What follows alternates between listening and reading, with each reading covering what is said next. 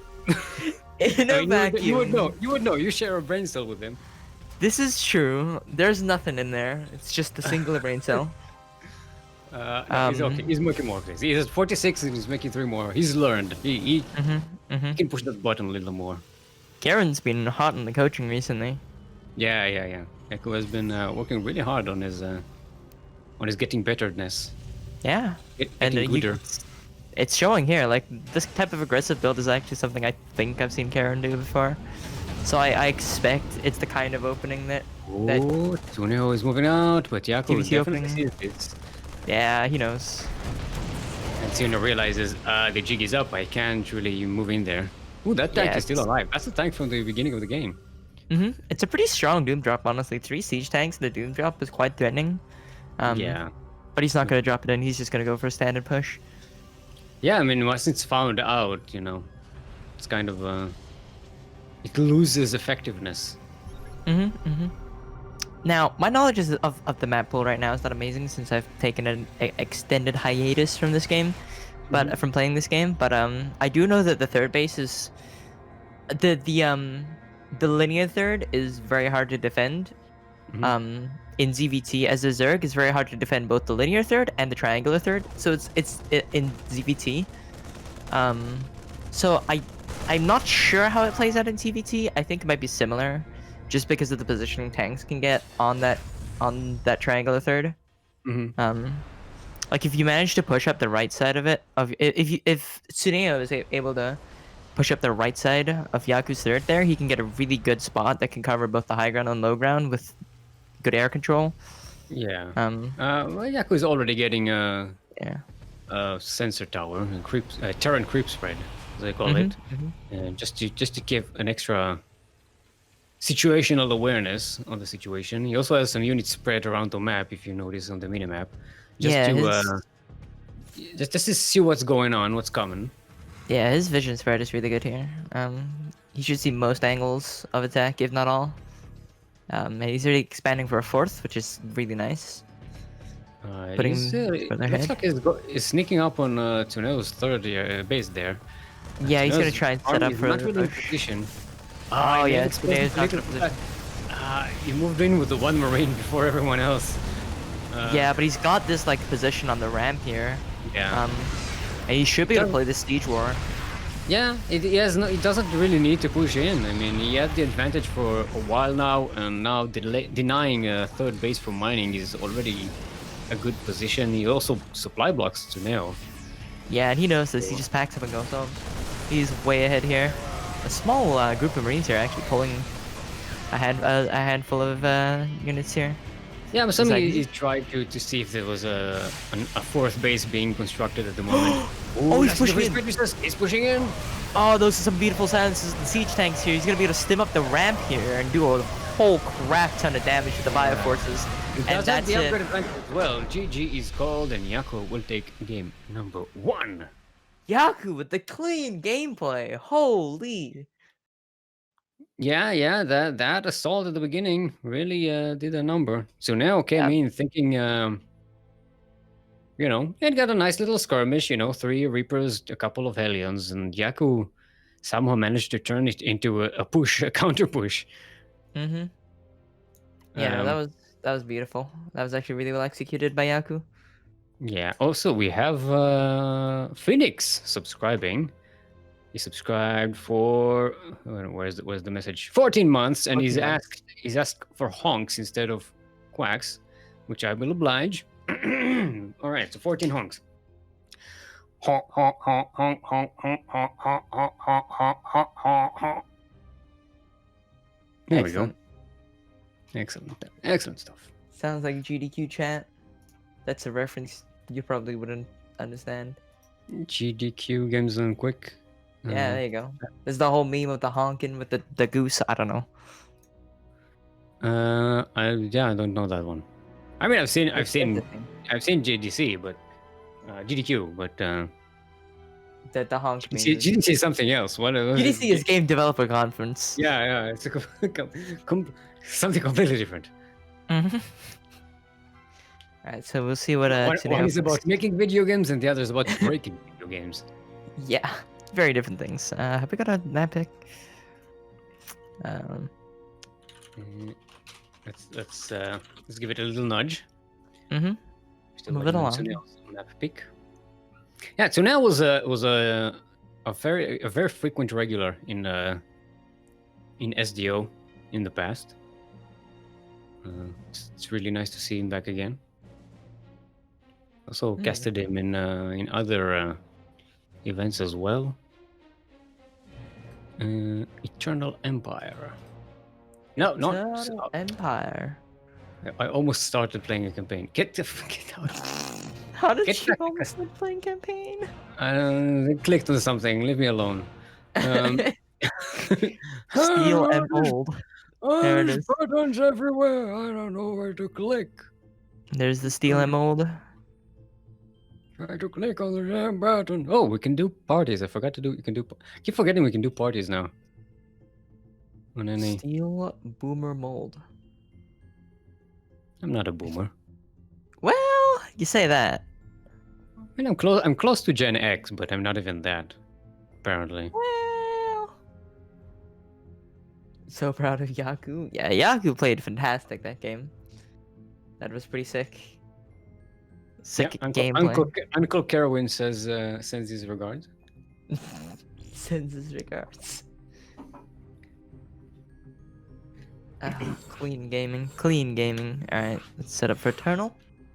Yaku is plugging Carowin's channel. Head over to twitch.tv/KarwinLZ and use your Prime Gaming. What? No, what does LZ stand for? I don't know what the LZ in his name is. Well, we'll have to find out. Oh. Lukewarm. Zerg.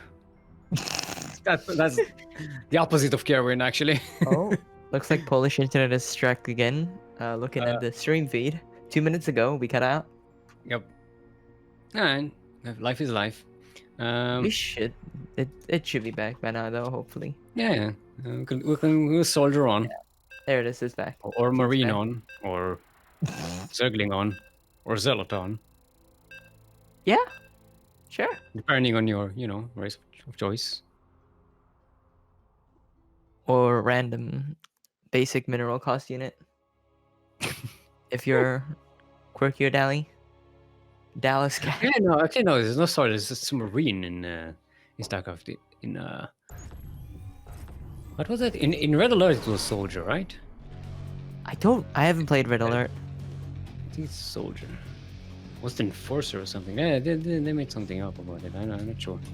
In June it was definitely soldier. That I remember. One of the first words in English I remember learning, because I played, the old Dune games. Ah. Anyway, we are on Eternal Empire, the Empire which is, as the name suggests, eternal.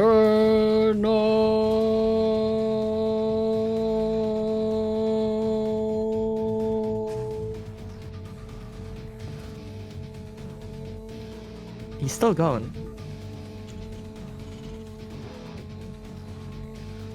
The man's got lungs.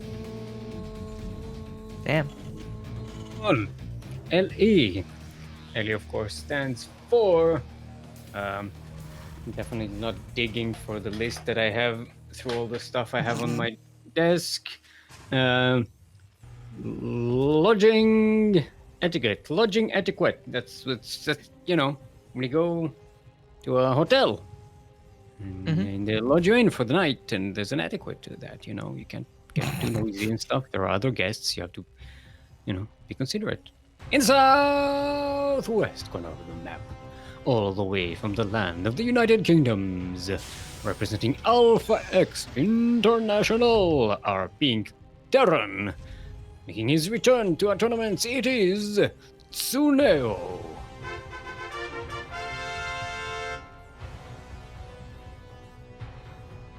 Steel, I don't have access to the Yaku intro.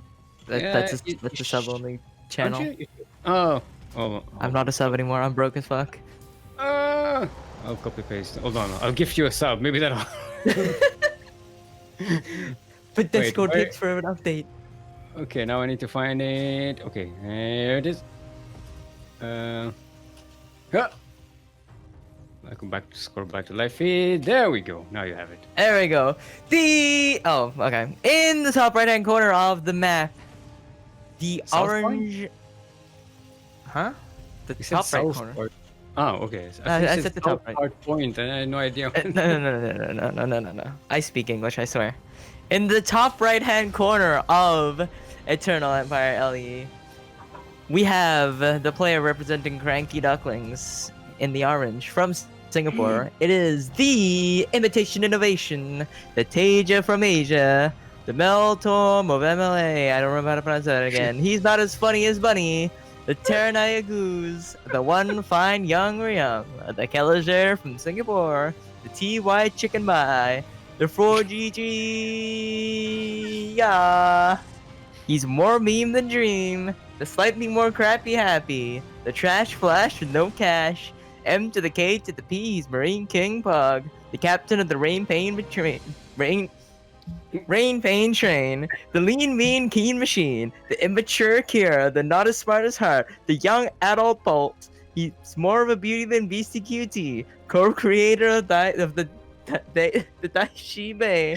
We couldn't find a pun for Beyond. The master from NASA is Yakuzaku. I'm really bad at talking. No, you did pretty good. You messed up Meltorme of MMA, but it's I fine. messed it up every time. It's Meltorme. I keep forgetting. It's, Listen. I'm not blaming you for forgetting Meltorme. It's a lounge Yeah. singer from like the 60s. Yeah. Oh, Well, alright. Yakuzaku definitely this time going for the early push here, but he went for didn't the have a same chance- opening. yeah, it didn't have the chance to whittle down Tsuneo's units there. Oh, but it does get a Oh, from the back, flanks them. nice catch out.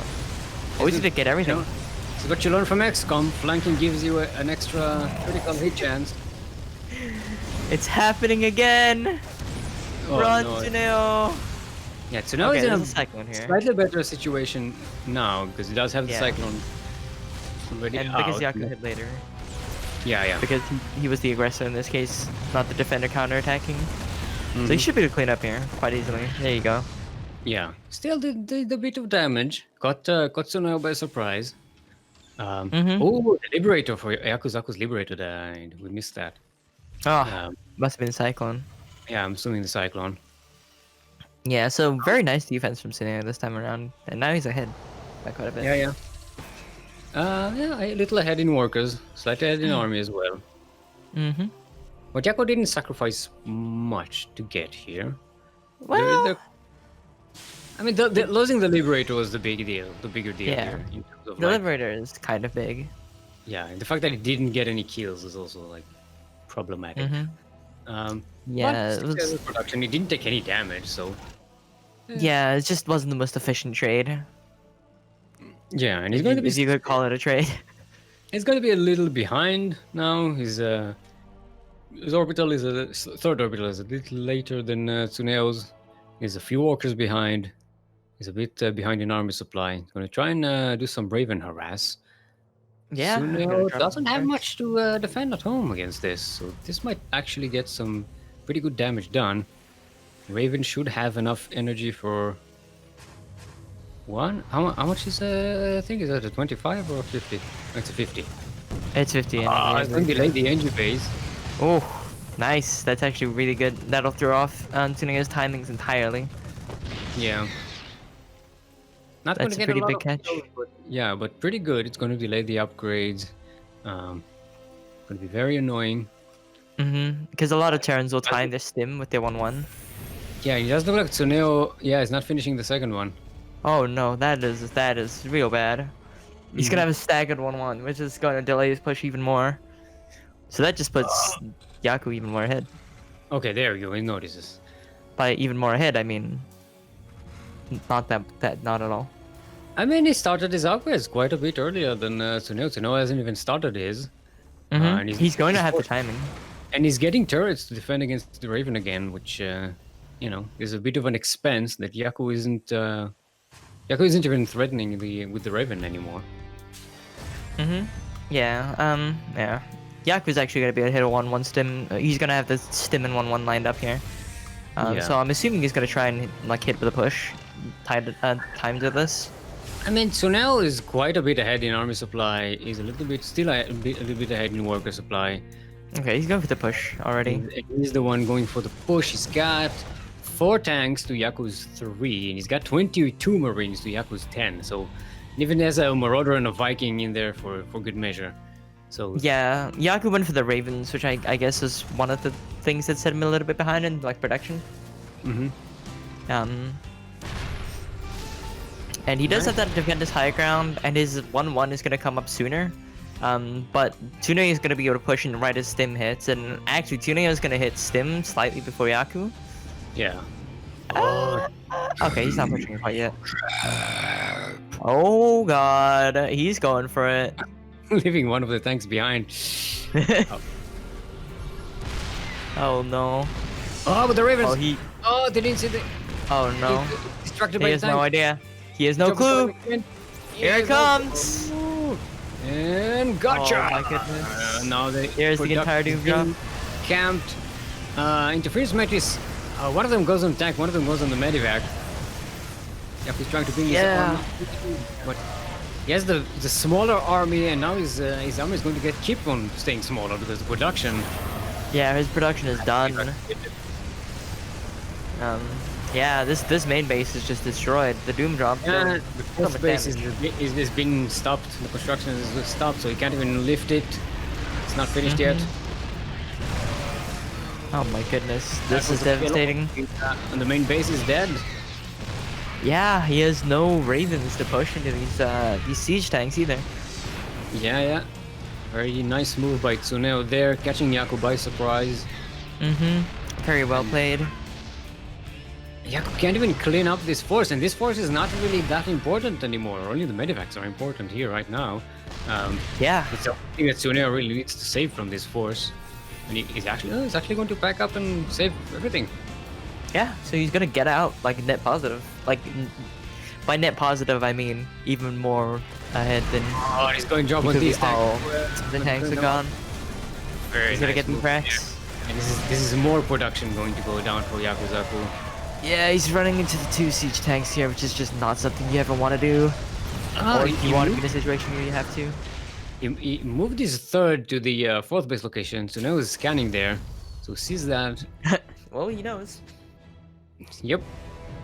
I mean, I think he saw the orbital moving towards there. He just wanted to scan to confirm if that's where it's going. Yeah, he's coming in for another push as well onto that location. Yeah. All right. So now, almost double the actually more than double the army supply. What am I saying? I can use numbers. Yeah, and 69 workers to 43. Nice. Lands on top of the tank. Oh, the spur tank. The spur orbital. Yeah, this is just not looking good anymore. This is the end of the line. He's dead. Yeah, he's pretty dead at this point. He's as dead as that one brain cell he has in his head. Hey, that's my brain cell too, okay? Can't be calling that thing dead. Maybe well, you took it from him. No wonder he's losing. Well, why would I have it? He's the one playing the games. Yeah, but look at how he's playing. Yeah. That is mean. I'm being mean to that unnecessarily. I'm sorry. This is some mad shade. Yeah, Tsuneo is on 4 bases. Yakuzaku only has a natural base. Yikes. I don't see how this game is going to go his way. Yeah, it's not looking too hot, I must say. Yeah, Tsuneo playing much more tightly this game than he did in the previous one, and Yakuzaku is just being stomped here. This should be a GG now. There we go. There it is. GGWP. And Tsuneo evens up the score. We have ourselves Tied up? sideways 1-1. All tied up. Tideways 1-1. Got him. Yeah. Comedy, dude. Yeah. I would have preferred the laughter than the applause, but okay, it's fine. If it was actually funny, you'd laugh. Yeah, that was the whole bit. All right, so we're waiting on That's the thing I do. Yakuzaku's choice. Instead of laughing at jokes, I just go, funny, haha. Comedy. That was humorous. That was funny, dude. Comedy, peak humor. Laughter is being had. Ha. Ha ha ha ha ha ha. Ooh, Yaku picking Golden Wall. Spicy. I wonder if he's got a build for this map. He's going to I wouldn't- Gangnam Terran. Now I imagine an XCOM Jet do that. Oh no. Yo, XCOM no. Jet is ripped. Oh, I'm fucking ripped in XCOM. Holy shit. Not gonna lie. I look fucking ripped and I've got straps. It's kinda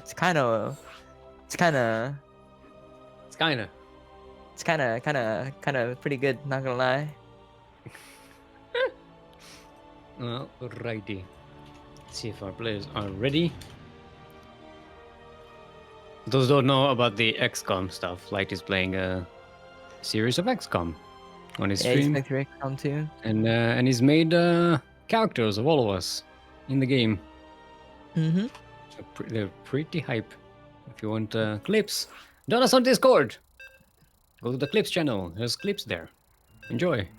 Kuro spent 2 days collecting all of the different clips of the characters. Some of the characters are just like faithful representations of the human counterparts. Like I think yours is pretty good. And some of them are like mine and Karen's are just fucking insane. Mhm. Or FPS. Yeah. It's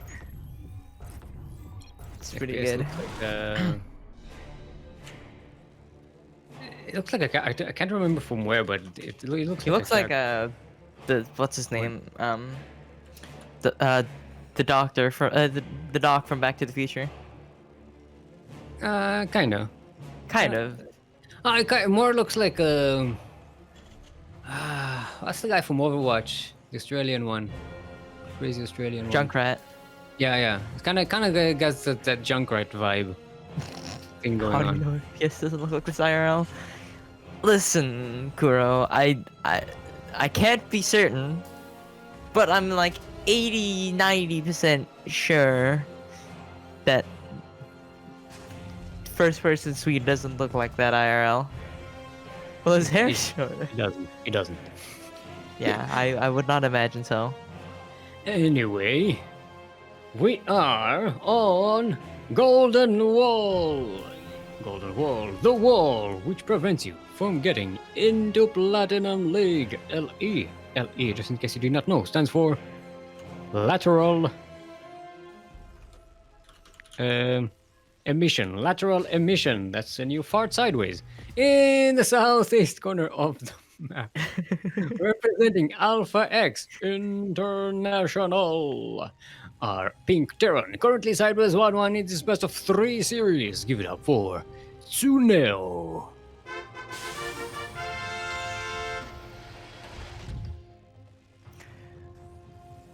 I'm not gonna bother doing the whole intro again. I've already done it you don't once have to this do it. series. Once in a series.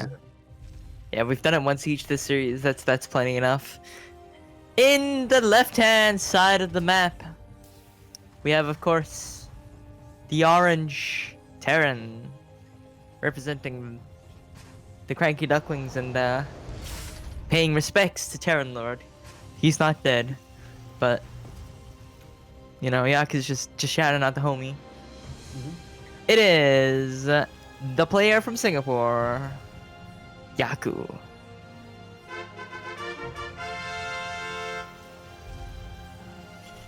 Light elaborating on the XCOM stuff. I knew you were all about the straps. Listen, it's not the straps that I'm all about. It's the fact that I'm ripped as fuck. Alright. I wish I looked like that, IRL, not gonna lie. Minus the straps. Well, you gotta. Well, the straps is the easy part. You just buy them and wear them. But, you know, you can get raped. It's possible. Can work out. You know. I could, but also I'm lazy and my metabolism is slow as hell. Because And that's why you need to work out. yeah, it's true. My doctors told me that I need to exercise more since I started like filling my body with hormones, but you know, Yeah. don't worry about it. I've actually what now at the longest like, you know, working out streak I've been in in years. Hey, that's pretty good. Yeah, I've actually been keeping up, pretty well. I'm not sure if gyms are reopening. I have a gym membership with the YMCA. I might. Oh, I hate gyms. Not going there? I hate going to gyms. I don't go to gyms. The thought of going to the gym, like I like the fact that there's a specific machinery that you know that you can work out properly, but there's people there. I don't do that. That's why I plug myself into music and literally don't. I just ignore everybody. Nah, Especially- I don't even get to that stage. Like, even just going in there and there's like a receptionist that you need to sign up and no. I don't even need to interact with the receptionist. All right, I've got like a little tiny card with a barcode. I scan it. I go in. I'm good. Alright, Minimum interaction. Once more.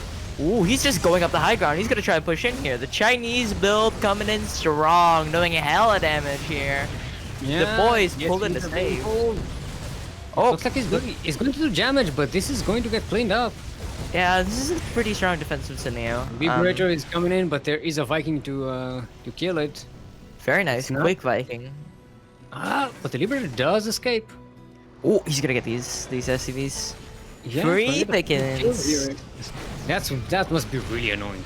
You had the Viking, it was Mhm. attacking the Liberator, and it still got 7 kills. Yeah, that's insane. It's a really, Alright. really good liberator. A nice Very start well here played. from Yaku. I think that's why Yaku wanted this map for the liberator play. With his like China build, the liberator push with the Reaper Hellion in the front. It's very powerful. The Liberator should not have done anything. So now had the Viking, it was attacking it, it was almost killing it. That Liberator has 12 health points. It should not. This Liberator should not be alive. It should not have done the damage that he did.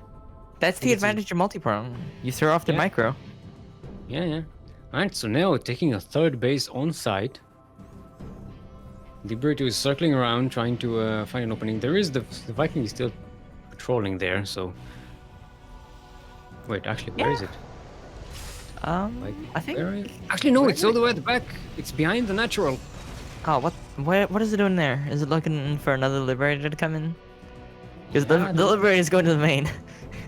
Dun, dun, dun, dun. This is not at all what he wanted. Or was expecting, I guess. This could actually do quite a bit of damage if the Viking doesn't find its way. Oh, there's Video Mines. Oh, okay, there's better mines. He's good. Yeah, he's good. It's shift clicked. No sane Terran would manually micro that. He's good.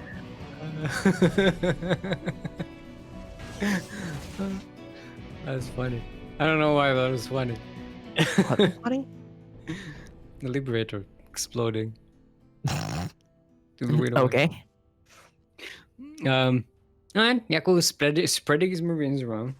Again, trying to get some vision, see what's what. Effective. They're That's just like good. wards in a MOBA, in like Dota or League. Or Zergling in Zerg. Yeah. Human wards. Ah, that's my. Are we gonna get an SCV here? Oh, what a legend! This is Big Gabe right here. That is the hero marine. Last time we casted, I was talking about a hero marine. No, this is him. He did. Wow, that was. Did you see it? I don't know what death animation you had, but on my end, it was just burning and dancing while on fire. He was It's- full on red, molten. That was Melted. disturbing. That was violent. I don't know what that was. You were just Damn. praising this marine for being hero, and while he's being burnt alive. StarCraft 2, a game for children. Are you sure? Has it ever been advertised that way? No, but it has been. childproof, childified. I don't know. I don't actually what. Childified? I don't know what. I don't know what I was PG'd? trying to say. PG. That was what I was trying to say. It's a lot less creepy than what I ended up saying. Jesus Christ. Yeah, taking the gold base. So now going for the Blue. Blue Flame Mech Warrior type. Infernal build. Pre-Igniter. That's He's the, going back. That's the innovation method. Yeah. The innovation emulation. It's pretty good. Innovation, immolation. Yeah, we have the innovation emulation versus the imitation innovation. And then we What is have Doing? what was Did he just um, try to scratch his face? I don't even know. I'm pretty sure the animation of it was like it was trying to scratch its face, which is stupid because it's a cockpit. It's not a. Yeah. He's in a suit. It's not even a suit. Like, according to the It's a lore, big these things are huge. Yeah, it's just it's a fucking big ass mech with drills on it.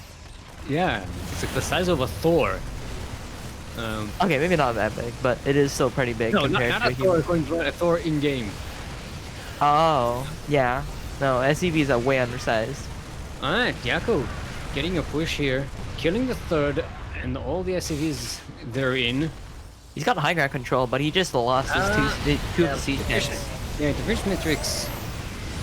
Ooh, that is a massive missile, but there's not enough here to capitalize on that big Dorito Dustin. He's forced to pull back. He sent his Is that medivacs air in the not the Marines, the Vikings, and Yeah, the not Ravens. bad. So is he going to be able to complement the army that he's rebuilding? Yeah, but he didn't lose his entire ground force despite a beautiful Dorito Dustin. Juanito's here. Yaku is getting a fourth base while this was going on, so Tsuneo Very good. economically quite a bit behind. Yaku's improving really fast. Like, holy. Yeah. Like, he's pushing his vantage hard. It's like, alright, I'm gonna push now, slap down the fourth immediately. Very well He does played. have more rotors with his army, so the Blue Flame Hellions aren't going to be as destructive towards the bio force. Yeah, he's transitioning into Heavy Marauder, which is the correct choice in a Bio versus Mech. And he does have the upgrade advantage at the moment, because, you know, he has one. And Ooh, nice silences. Nice silences on the siege tanks that are actually nearby. There's another one way further back. He's gonna be able to take out the siege tanks and everything's forced to pull back. He has cleared out all of Tsuneo's army here. Yeah, everything's gone. He's gonna be able to push him back. This is really nice. With the Steam Bio, he can just keep on pushing quickly. There's not much to defend for Tsuneo. He's got a couple of tanks and a couple of Hellions at home and a couple of Widow Mines as well. Yeah, but other than that, Mech is not the fastest. That was the shade line. His bio is very low in health though. Yeah, he's only got 2 medevacs. Oh, But, the Widow like- Mines were gotten. I have no idea why I played Mech. I never. GG. GG. Yaku takes it. Yaku takes the series 3-1. No, 2-1. Let's see. StarDuck The versus best. Magnath. Okay. Alright, so we've got a game to get into immediately after this one. Very nice. Oh, StarDuck versus Magnath. Oh, we also have Lucasdart versus Yaku. Ooh. So TVT or PvP? Which one? I think I want to see a PvP next. All right, let's go with StarDuck versus Magnath. Cleanse the palate. Yeah. Cleanse the palate, you know? As if it's... Yeah, so now is calling his move with the tanks a throw at the end there, which it was some really interesting positioning. Yeah, not so much a throw so much as just this unfortunate positioning. A blunder, yeah. A blunder, not a throw, a blunder. Mm.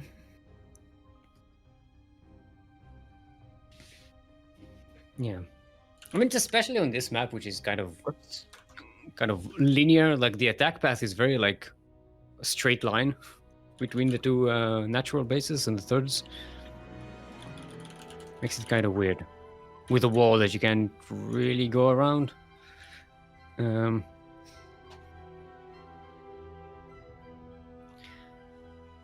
Okay. Golden Walls is an interesting map, not gonna lie.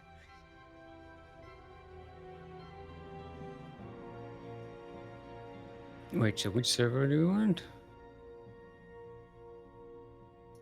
Looks like they're alternating between Central and West.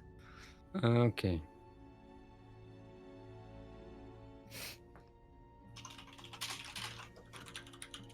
Am I making the lobby or what? If you want. Oh, wait. You can do we can do parties. Okay, hold on. Invite to party. West, Central, West Uh, is the order that they're going with. West, Central, West. Okay. So first game West. Party. Party. We're having a party. Whoa. Damn, StarDuck is M1 already. Is everyone in? Look. Okay. StarDuck's like 2 wins from 4,900. Damn, he's just barely Yeah. within range for MSO. Absolute madman. I mean, look, he's been playing in GPO against some true. hype pros. He's been in their ice coffee cup. Yeah. Also, this game is not Steelmold vs. Kuro, please. Okay, it's okay. We got. Magnath is like 3.7k underdog here. I mean, yeah, Magnath's definitely the underdog. Remember, StarDuck is the 4-time champion, working on his 5th, Yeah. trying to break the record. Right now, he's tied 4-4 with Emin. Wait, is StarDuck playing Terran or? Oh, Okay, he's Protoss. playing Protoss. Okay. I was like, wait, Yes, he's been playing yes, Terran. He's been playing Terran Yeah. recently. Yeah, he has started. He's starting Terran, so I was like, he's gonna whip it out. Whipping out the Terran. I mean, he started as a Zerg in SDO a couple of years ago, and then about a year ago, I want to say, switched to Protoss. Damn. He's already masters one. It's pretty impressive. Yeah, he won some of his championships, at least one of them as a Zerg. Think so. Nice. Think so. That's My pretty brain good. doesn't remember. It's like the information fairy, or I actually have it El open right Kudo. here.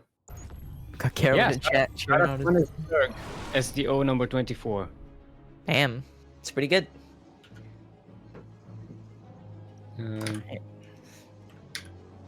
His next one was quite a while later.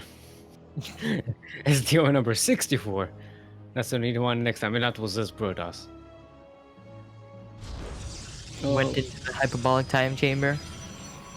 Speaking of Protoss, we are on ice. LE.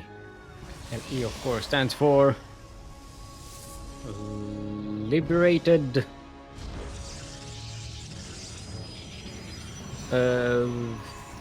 Exile. Liberated Exile. That's when you are being exiled, but it's kind of cool because there are a bunch of Dillwids anyway, and you didn't want to be oppressed by them, so now your exile turns into a liberation. Yeah, checks out. Yeah, in the northeast corner of the map. Presenting easy as an A. Our pink Protoss is Magnath.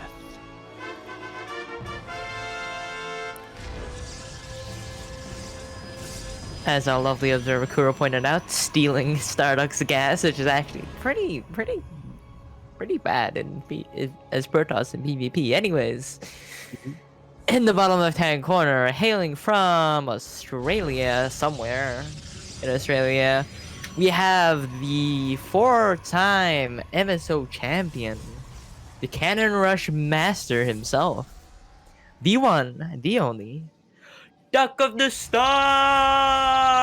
It's StarDuck.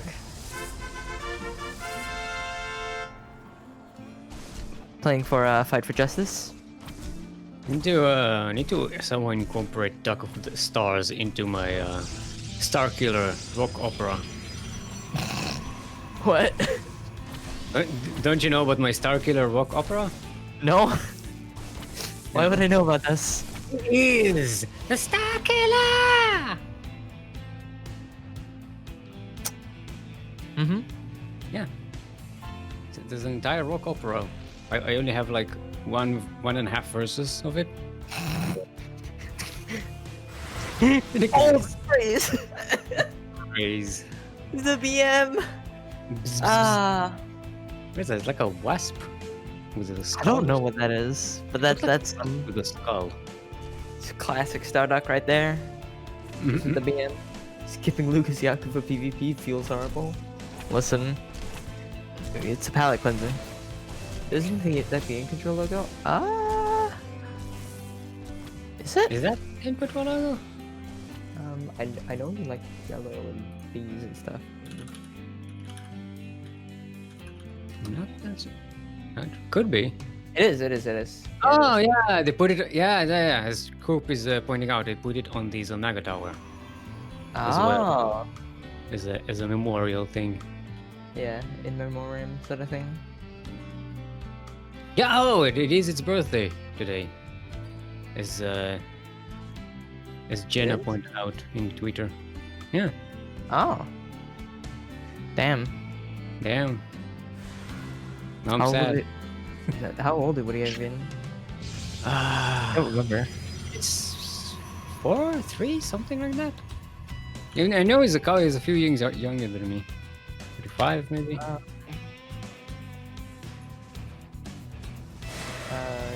35, yeah. Yeah. He would have been Wait till you get to the age where people younger than you start to die, and like, Not a good time. holy shit! I better get in shape.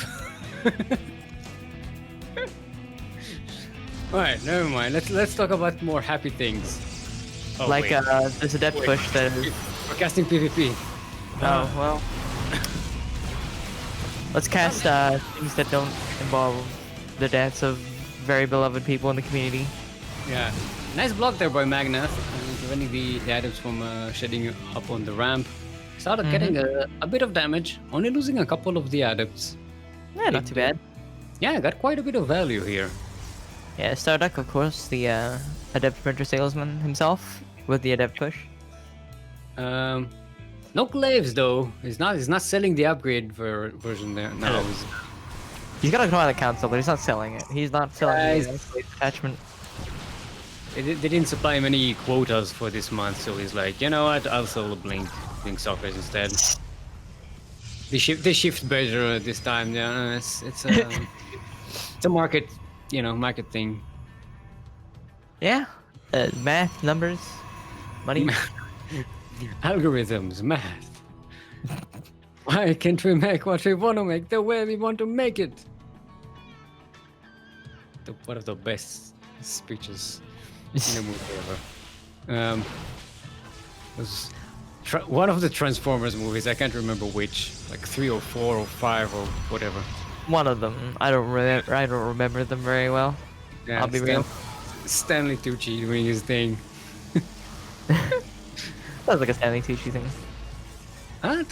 Stada gets another sentry. You already killed 3 of them. He's just slapping. Yep. It does have Blink, which Magnath does not. Yeah, so these That's- Stalker fights. Advantage in Stalker versus Stalker. Yeah, but Magnath does have the Warp Prism if he wants to put in the APM to Ghetto Blink, which he is. Oh, but Blink Fort. Okay, the Warp Prism goes down. Yeah. He no longer is Ghetto Blink. As he pushes in here. Yeah. Nothing special. You only lost 2 Stalkers, by the way. Yeah, some pretty strong micro showings here from StarDuck. Yeah. As we've come to expect from a player of his caliber. Getting a 3rd base. In charge. Getting to charge. Getting a robotics facility. Yeah, I believe he went for the Twilight before. He went for the Twilight first, whereas Magnath went for a Robo before his Twilight cancel. Yeah, And now he's gonna Templar Archives as well with his Twilight Council. Oh, my brain is not functioning. Problem is, he's on 2 bases. Yeah, he's behind on his econ here. Oh, his Archon Immortal Charge Lock, otherwise known as the Beef Wave. The Beef Wave. It's kind of expensive, It's very gas heavy. Yeah, not especially especially when you've got 4 gases. It's very difficult to build a comp like that.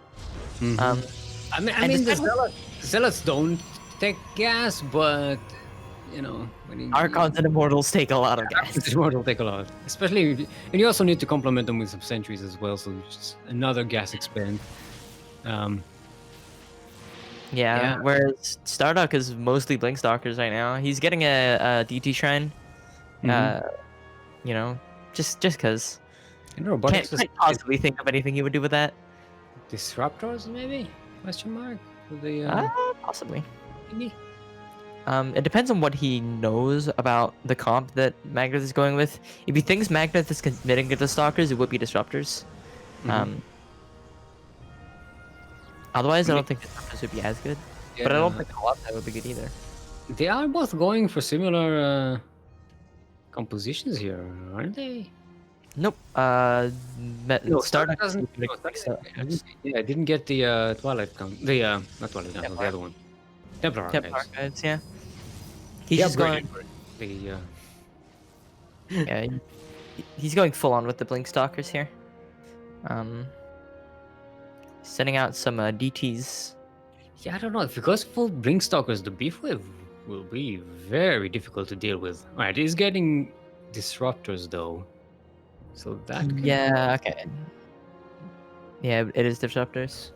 Again, not as strong as Stalker is in Stalker versus Stalker, having the Disruptors, but it's still decent enough to help. Like chip out damage. The DT here. No detection for Magnath.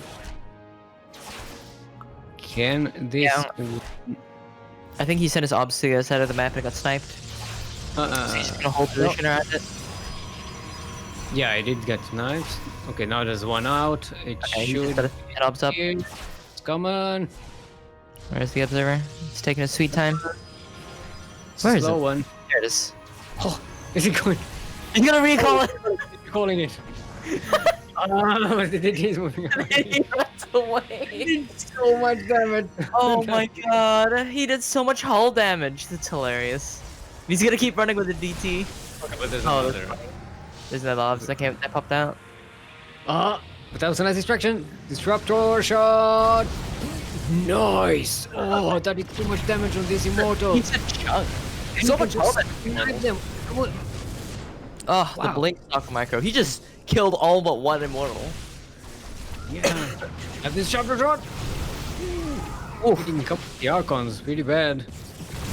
Yeah. He just kills the units that get hit by the Disruptor. Whoa. Yeah, he's just cleaning up here. He brought the boys! Oh, he pulled! He's going all in for... No, he's sending the boys back. He must have misclicked him or something. He must have accidentally control clicked him somehow. No, maybe he considered the push, but then was like, I'm not, no, why not go? Why go all in? I did damage. Let's go back. It's fine. Yeah, that side of the map is so short that he was like, okay, I'll bring the boys, and he's like, nope, I'm sending them back home. Yeah, I didn't see exactly when he pulled them. I think he started pulling them when he was bringing the reinforcements to try and push a counter to stop the counter push. That sounds about right. But then realized, oh, there's not much of a counter push. Yeah. Let's go back. 3 DTs digging in here. They can actually kill this Nexus pretty quickly. Oh, shit, overcharge. What a save. Oh, nice with that Disruptor to not hit himself.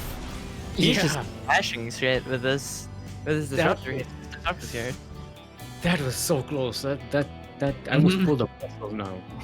Yeah, he almost smacked like 5 of his own Stalkers, and he barely microed it out of the way. It's like someone doing surgery with a flamethrower. That's a really good way of putting that. Or lighting a cigarette with a flamethrower or something like that. It's, like, oh, it's pretty fucking close. It singed my eyebrows, but the cigarette is late. Alright, JettAlyx jumping in here. Yeah. And Minami coming in as well. Oh, he's just draining the shield battery energy with this, actually. Disruptor shoots! Oh my god, the disruptor shots are on point. You know what? I don't think he missed a single disruptor shot this entire game. Yeah, he's hit at least one unit. And like, I was kind of wrong earlier. The disruptor's actually pretty good against this comp because these units are so big. It's much easier to hit them and harder to split them. Okay, not terrible. Only a few zealots. Good Yeah, split. nice split there. Yeah, My maybe Magnath. just recall. Yeah, this is. You very rarely see disruptors being this effective. Yeah, unless it's against me because I can't split for Oh. shit. Also, without looking at the unit's lost tab, how many disruptors did he lose, do you think? None. Yeah. I was right. I paid attention. I didn't see him lose any. He had 2 the entire time. And he's building a kills. 10 kills, 5 kills. And that's a new one. He doesn't have any kills yet. Yeah, that one just popped out. But yeah, but actually most of the things that died because of the disruptors actually died to stalkers because you use the disruptors to weaken the immortals and the archons. Yeah, because it's not gonna one-shot immortals or archons, but it's gonna chunk them and get rid of their shields really easily. Yeah. And it's gonna proc the immortal barrier as well. Pretty easily. Alright, he's fishing. Right. Hey, we have a missed disruptor shot.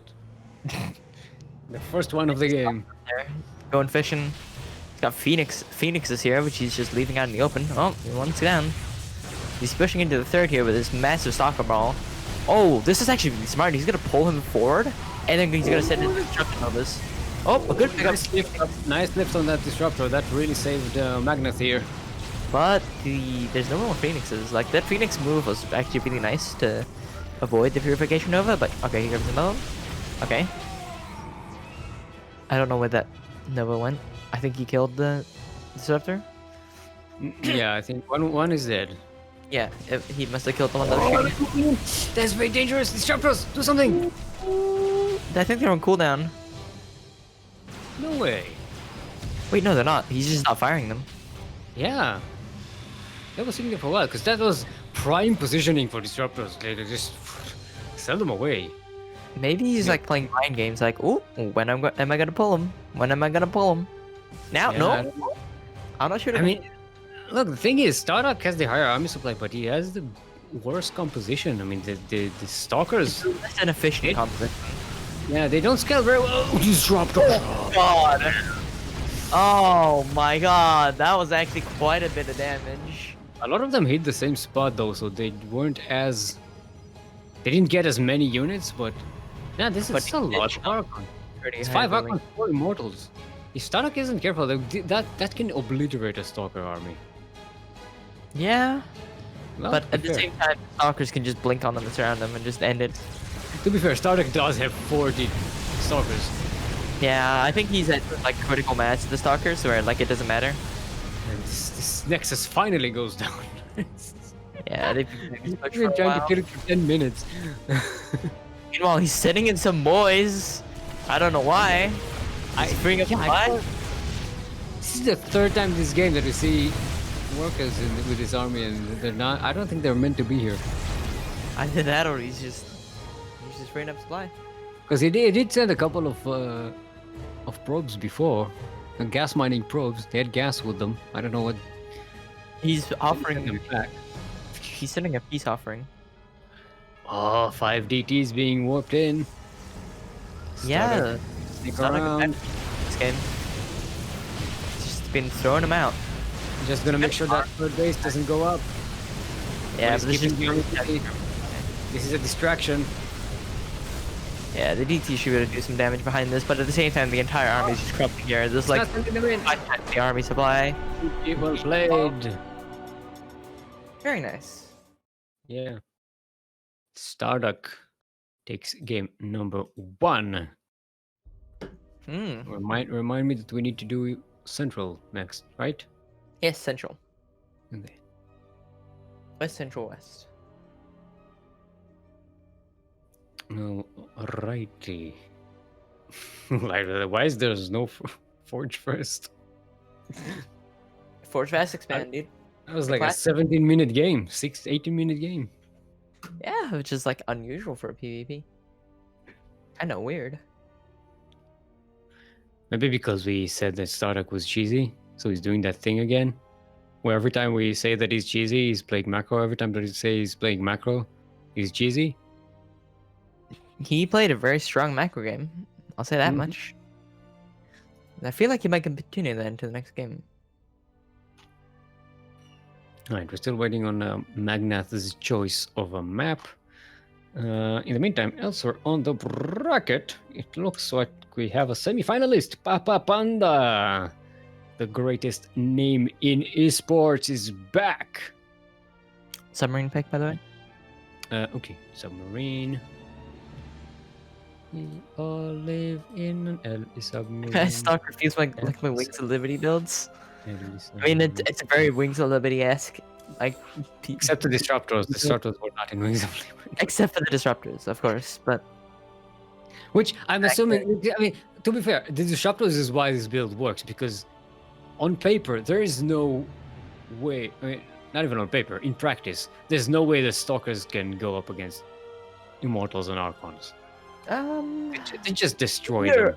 when you're that far ahead in supply, easily, but not on like even footing. No. Now, imagine if this game did not have disruptors on StarDuck's side, he would not have been able to push as effectively as he did. No, Not the even- final.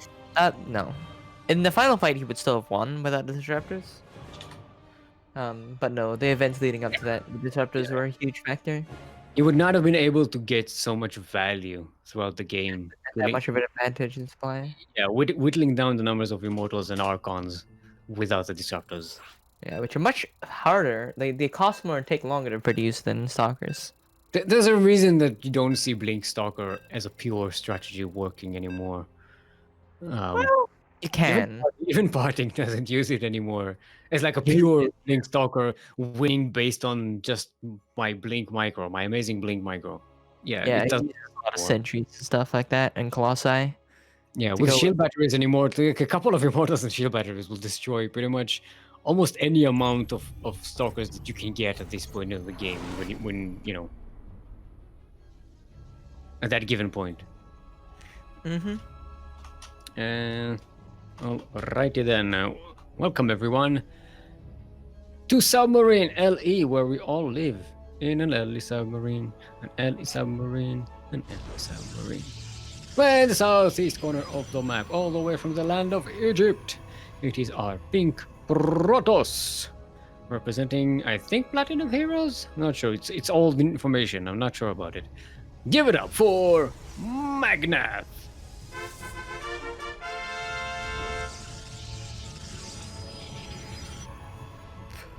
And in the top left-hand corner of the map, we have the blue Protoss player. The Australian Protoss. I think I already said Protoss. The Cannon Rush Master and apparently Blinkstalker gamer. Like, damn, that was nutty. We have the Duck of the Stars, StarDuck.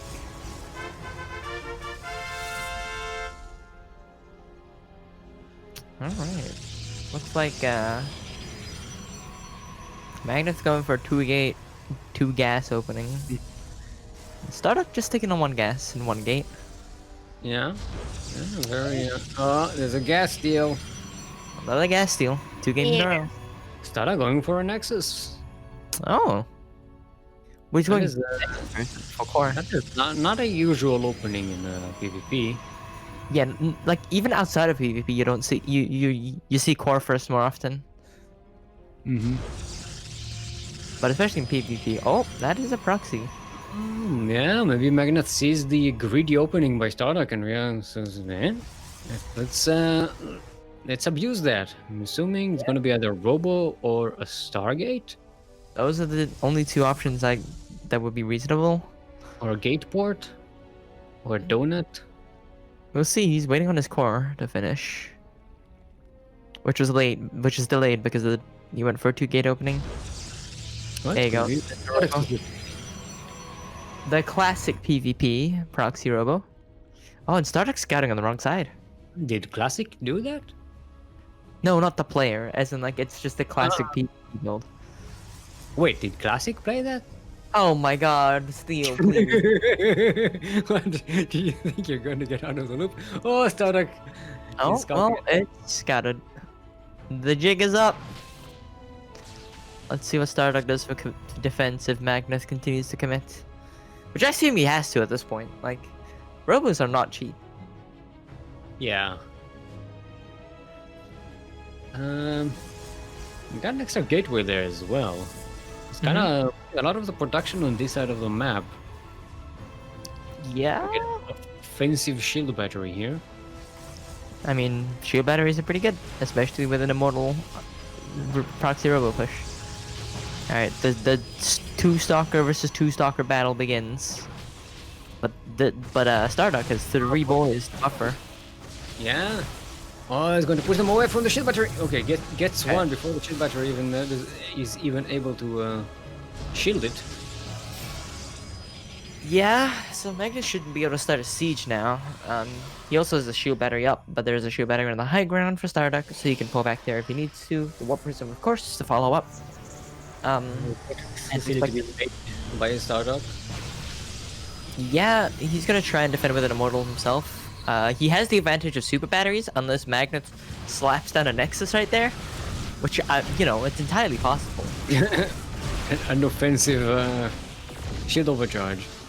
I mean, it's something I've like thought about is doing like a proxy Tempest or proxy Mass Void Ray sort of thing, and like using a proxy Nexus as well. The shield batteries. Look, a proxy Nexus. It's very inefficient. It costs a lot of money for that. Yeah, but the shield overcharge. It lasts like 10 seconds. Yeah, but the shield overcharge. Yeah, but it only lasts like 10 seconds. Magnath is really killing StarDuck here. StarDuck is running out of options. Yeah, the getaway. More immortals. Yeah, no, the Warp Prism might be really good here.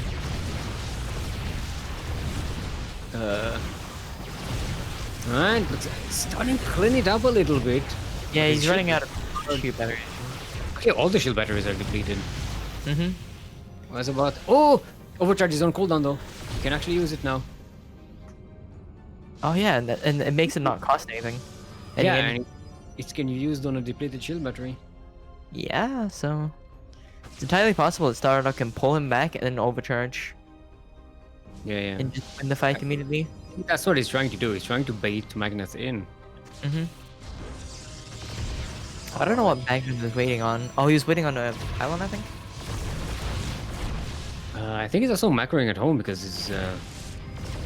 Actually, no, he's not. He's not making anything. He's still on one tree. Yeah. He's just warping it here. Zilla's getting the immortal, overcharge! Okay, there's the immortal. This immortal is heavily hull damage, though. Yeah. It's sort of one of Magnath's, but Magnath has 2 immortals, which is a pretty big advantage. There's StarDuck's second immortal coming in. So now StarDuck has the advantage on the hull health, on the hull damage health on his immortals, which is pretty big.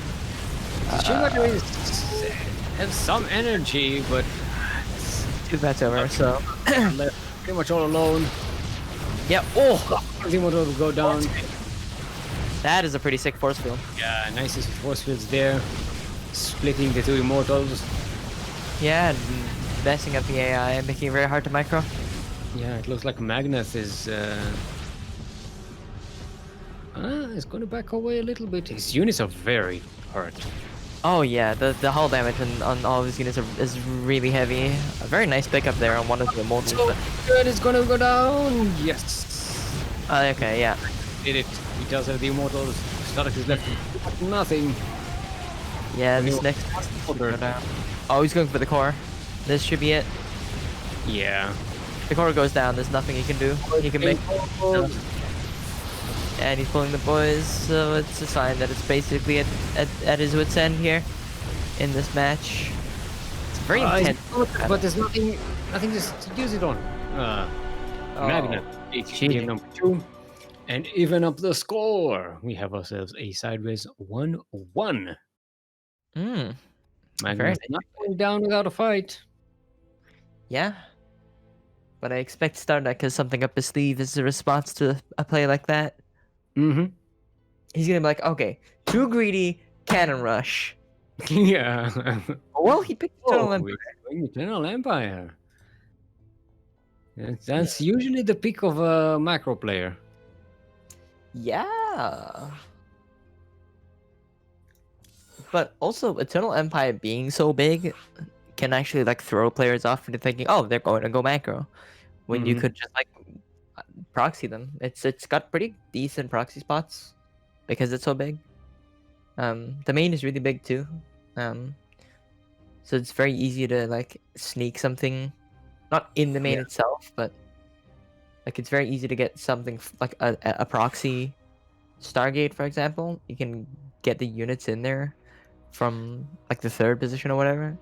Yeah, Or but like the issue with the size of the map is that then everything is on the other side of the map, way far. yeah. It's kind of difficult to transition into a longer game if you didn't kill your enemy. Mm-hmm. And it's yeah, it makes the all in way more all in than before. It's more more in. Yeah. All right. Looks like we've got a go from both players. Yep, let's go. So I don't know if you know about the all in situation, because there's an all in and there's Mhm. a some in, which is it's not all in, it's just some in, you know. It's a bit of a risky maneuver, but it's a way you can commit to it a bit of it, but it's not the end of the world if you lose it. It's just some in. Yeah, When you're I know what you mean. mostly in. uh, The uh, levels of cheese. the levels of in that you can can go for. The in scale. So now that you are in on it, ah, get it? Get it? Ah, that was humorous. Ha, ha, ha. Comedy, humor. Got him. Algorithms in the northeast corner of Eternal Empire, the empire which uses the name suggests eternal. All the way from the land of Egypt. Representing Platinum Heroes are Pink Protoss, currently sideways 1-1 in this series. Give it up for Magnath.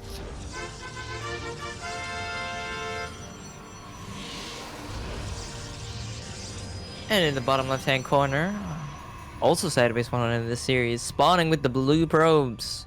We have playing for Fight for Justice and hailing from Australia, our very own Duck of the Stars. It is StarDuck. The Duck of the Stars. Stars. And no head boops. It's been a while. Last week we had a head boop. The pro pin boop. Yeah. It doesn't happen a lot anymore. I think maybe it's the map thing. A lot Maybe. of colliding paths anymore. I don't know. It might be something to do with the maps and the shift click pathing, yeah. Mm. Also, a lot of players mineral walk with their scouting probes. Yeah, Magnath again going for a proxy. Yeah, it worked last time. Yeah, I'm expecting a Stargate though, honestly, on a map like this. Oh wait, StarDuck is also going for it. Oh, It's a mirror. Spider-Man game.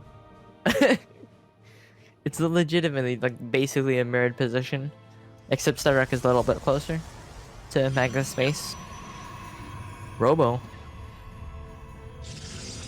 Okay, Robo versus Stargate. Oh, this Magnath looks is going to discover it though. Or is he? He's not scouting the low ground, or even near the cliff, so he's not gonna see it. I don't think. Wait, let me see where his pathing is. Nope, he's not shift clicked that way. Yeah. He Oh, shifted right. towards Both of them are going to get away with their cheesiness, I think. But I feel like a proxy robo is a lot more deadly than a proxy Stargate. A proxy Stargate is just annoying because it's like, oh, there's a core here. That's it. And then suddenly an oracle appears way earlier than it should, and you're like, damn, proxy Stargate, I got, you know? But a proxy robo, it's like, Yeah, it shit, does more there's a damage. fucking immortal in front of me. That hurts. You also kind of have to commit more to the robo though. That's true. You gotta get shield batteries, you gotta have workers there, you gotta have a warp prism. Oh no, the adepts are gonna die. Okay, he's not gonna chase the adepts and discover it though. Interesting choice for StarDuck to move that way though. Okay. Thing is, StarDuck hasn't scouted in a while. He doesn't really know that about the proxy. Yeah, but he's gonna hit first because Magnath with a warp prism first actually. So Yeah. he just wants to warp his stalkers, and that's where the robo was from. But he sees so many probes going down from this one oracle. Yeah, and also got a really good scout of the main base of Magnath, so now he knows, but it's too late, the warp prism is already here. Yeah, it's gonna be interesting. Core Island goes down. The production is pretty much dead for StarDuck on this side of the map. Yeah, which is pretty painful. This core might go down too. The boys are being pulled to the front here. Already getting a replacement cybernetic score. The Oracle is back, but it doesn't have a lot of energy. And it looks like StarDuck is doing well enough. He's cleaning it up. He pulled the boys in time and was able to push him back. But the Oracle's just dead weight in the air. It's out of energy entirely. He needs like what, 25 to start? Magnath is starting to get some more workers now, so he's not going to go all in here. At least, yeah. So this is a sum in. See? Yeah, he's probably not behind this, I think. Oh no, not at the moment. He should be though. Well, he expects the retaliation, as he's more concerned with keeping StarDuck on this side of the map. Yeah. I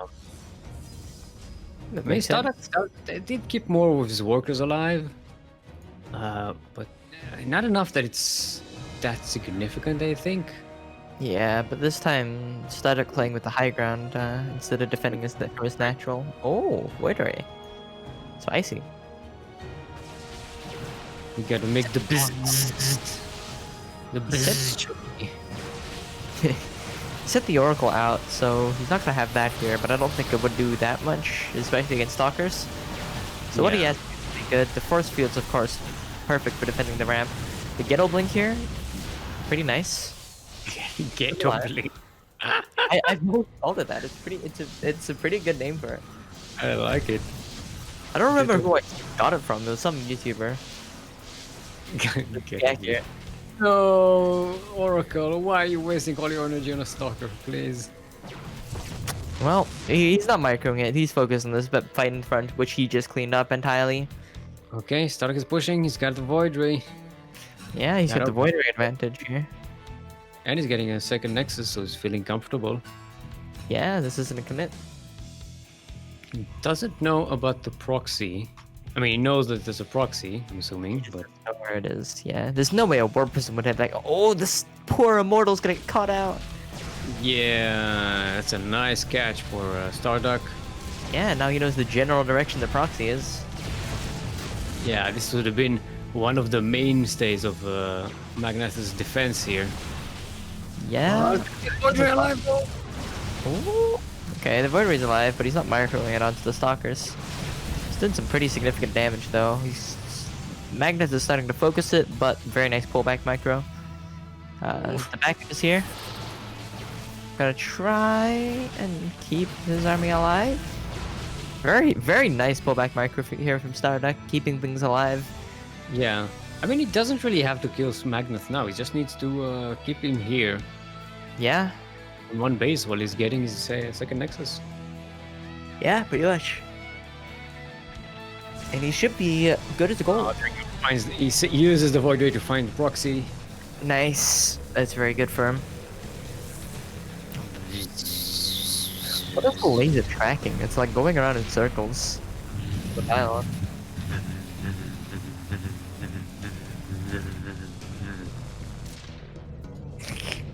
I agree. What? Oh, that's it. Oh, he moved it to where To a it, different it's, angle. it's less likely to be attacked by stalkers coming in. Because Ah, catching the Voidway is really nice. Would be a really nice boon for Magnath. yeah, I mean, this target is still on the map.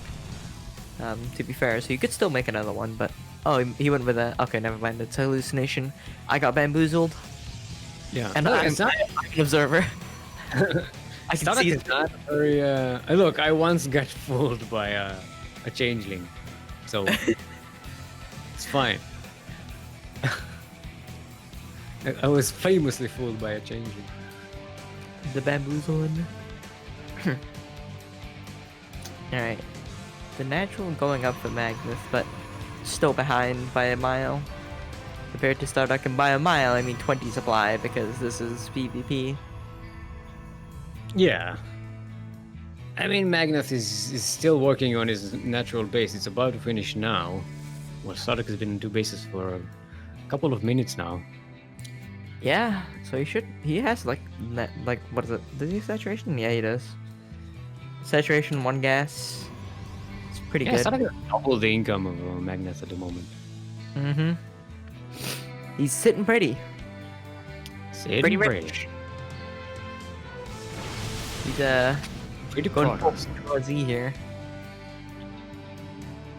You know, the rich get richer while Magnath, the proletariat, is making his hard-earned cash. Just working his way up, you know? Working his way through. StarDuck is getting Stargates, 26 of them. Oh my goodness.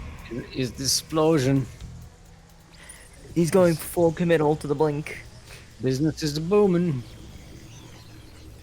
This is capitalism right here. Yep. This game of StarCraft is an entire representation of an entire societal structure. Gotta capitalize on the ism. Yep. The Kyojin is asking, Magnath did lose his prism. StarDuck. Yeah. The Void Ray killed it. In the engagement, the second engagement, and for the StarDuck base. And Force Fields aren't going to do much. There's Blink on StarDuck side.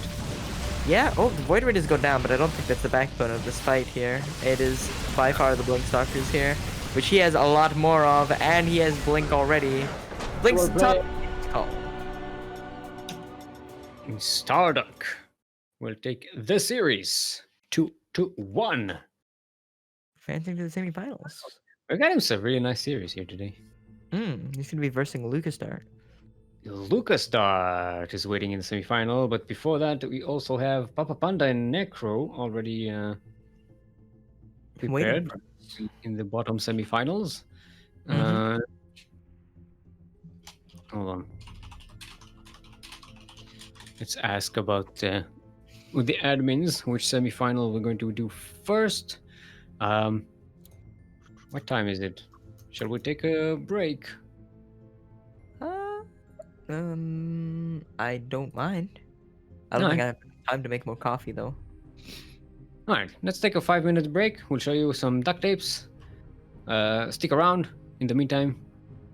You know, just not disruptor. I said disruptors. Drain your disruptors, stretch your roaches, hydrate your hydras, and we'll be back in 5 minutes. You'd better be back, because if you won't, I will not forgive you. And we're back. Hope you enjoyed the wonderful stylings of our past selves. Especially liked the clip of the funny thing happened. The thing. Comedy.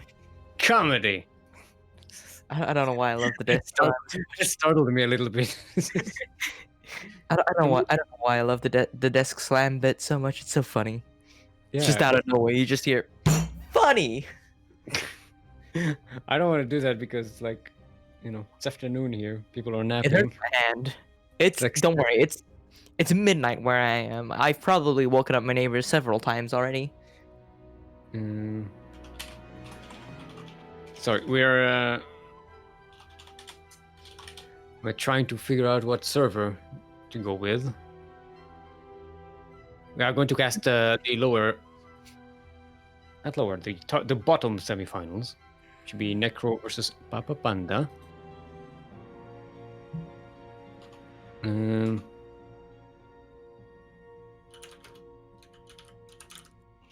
At this point, are your neighbors used to weird noises coming from the garage? I don't doubt it.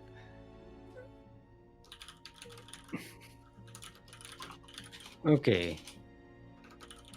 West. Okay. West? I don't know. Someone says west, I'll say west. I've been waiting 5 minutes for people to respond, so you know, at some point I'm just going to think whatever I think and do it. Golden Ball, that's going to be our map. Golden Wall.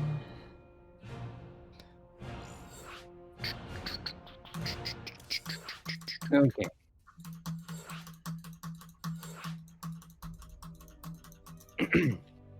Alright, so Necro, I believe this is their first time in the night tournament? Maybe? I'm not, I believe so? I don't know where they're from. I don't know the name. I don't know where they hail from.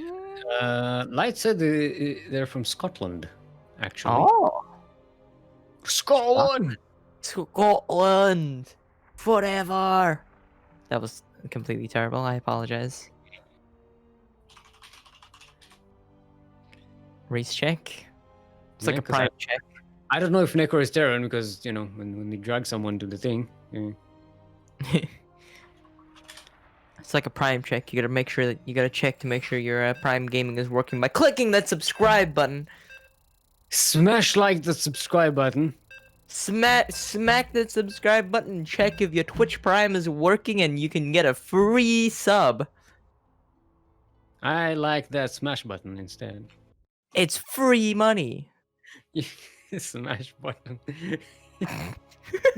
Never mind.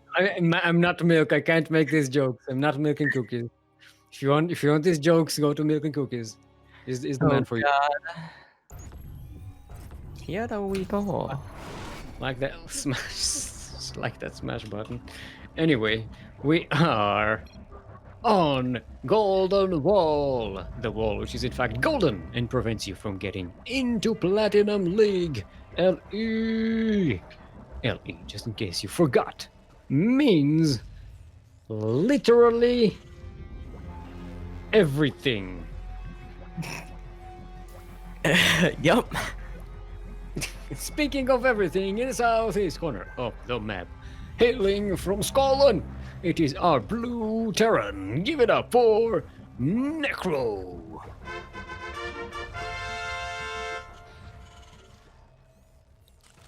And on the left-hand side of the map, we have the Taiwanese Zerg with the orange workers here.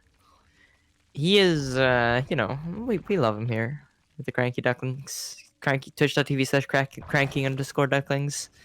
He's a very interesting player to watch. Playing for Platinum Heroes. It is, of course, the greatest name in esports, Papapanda. Did you ever get to say Papapanda 10 times fast in a row? I've tried, and then I didn't. It's a lot of fun. I'm really... You know how bad I am at speaking already. I don't think I could ever do that. Oh, someone has been working on the wall there. It takes only one drone to mine out each of those in the middle, specifically. The ones in the main base take 3. It's Papapanda, looks like it. Yeah. But I wonder why he's starting with that one, though. Because those ones are only 5 minerals each, so it's easier. Yeah, but Necro does see it. True? Well, saw the first one being mine, so... I don't think he would have seen it, though, because he would have just shift-clicked his scouting SCV across the map. I doubt he would have been following it to see it. Oh my god, what is he doing? Oh, what is he doing? Oh. Wait. Oh, I feel like I know what he's doing. He's going to make an extractor here, and he's going to go back and forth between the wall and the extractor. Yeah. This guy's... Oh, no, he's just going to mine it out straight, I think. Huh? Okay. Well, he knows now that this is happening. Yeah, but so that wasn't... This whole thing wasn't very, very covert, you know? Yeah, it wasn't very subtle, but, you know. Because Necro's SCV, scouting SCV, did see the wall, the mineral wall being mined out on the way in, and then saw it completely mined out on the way, mined open. I mean, Mhm. on the way back. Yeah, I don't know how Papapanda expected this to be particularly effective. 'Cause Well, it is he was it's going for it. naturally sold base. Yeah, it also would throw off Necro, I imagine, because, you know, there's Reaper had to go deal with that, because that could be a threat. If he does set up the extractor trick, we have the extractor, and one drone going between the mineral line and the extractor, um, to mine out the wall. Like, Yeah. I've had it happen against me. I think I was playing a practice game against Dali, and she did this against me, and it threw me way off. I had no idea what was going on, or how she was in my main. Yeah, it Until looks she- like Necro knew that this was coming. It looks like yeah. oh, Oh my God. Look at the worker supply at the moment. Papapanda with all these games is just behind on workers. Yeah, he Um, transferred workers over to his natural here, which he is actually his third, which is actually the third base position, but this was the second base he took. And Necro did take a base on the high ground, but it is completed. There's a orbital command there. It should float down to the second. Interesting that he decided to make his natural on the high ground instead of a third on the high ground. When you see a cheesy Zerg and trying to get you from all sides, you don't take the risk. You just take the command center on the high ground, and it's pretty much safe. It's safe. It just sacrifices a little bit of mining time. Yeah. Okay, there's a siege tank on the high ground here. These things aren't going to get anything done. Yeah, I mean, you still get the mules from the orbital command, and you still get the extra SCV production. You This just is lose true. time for taking Yeah. the It's less Flo- efficient. floating the base in. It just costs you some time, but then again, it pays back as security. Mm-hmm. You know, not having the SV building get sniped or anything. Like, that's the thing I like to do a lot. Is I'll build 6 links with a pool first, and I'll go snipe the SCV working on the natural. Delay the natural, throw off the timing. Delay the Reaper, that sort of thing, while I do my own thing. It just gives me room to breathe. Mhm. You know. And it's also just super effective for scouting cheeses. Papapanda opening up his own base. Necro sending out a Liberator. She'll sneak on Papapanda's main base. Not Yeah. much to do there. He's not got an OB over there, so. Oh, but he's sending drones to mine this out, so he might see it before it sieges up. Which No, it means doesn't. queens in the a couple queens in position, and he has a Necro's score. for the Okay. gold. This Liberator. Oh, okay. This is much tougher to deal with. It does have ravages, but you can't. Oh, well, he's just sacking him. Looks like. Yeah. All right, now he's gonna go fly and head into the main. Yep, that's what he looked for. Crazy. He's gonna spot the fourth back here. Now which is pretty remember, the golden wall is open in the middle, so Necro can definitely get to this base. It's not safe Oh, yeah. for it. It's just, it keeps the bases more consolidated. Well, we stopped pulling back here. But the take care of it. Sieging over a spore. Yeah. Alright, here comes the tank push. No medevacs with this. Actually. Not yet. This is anti-vax. Yeah, some good files here. Gonna take out a tank. Alright, here come the medevacs. Yeah, okay. Here comes the healthcare. Yep. Comrade Bernie's arrived. What's the what's What? one doing here? Well, it's interesting. Oh, nice biles, by the way. Sniping Yeah, a siege. Still gonna lose the Roach Warren. It's just Lings now. Because he doesn't have any tech building, I believe. Not even a Bane nest. Yeah. Yeah, no.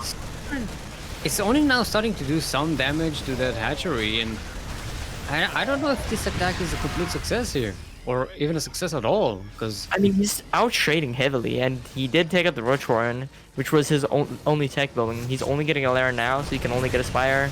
Now he's not got a Bane nest. Like, he's just got this 2 Ravages and a bunch of Lings into 2 Siege Tanks, which are on the low ground. which is very hard to take advantage of when it's behind these Marines here.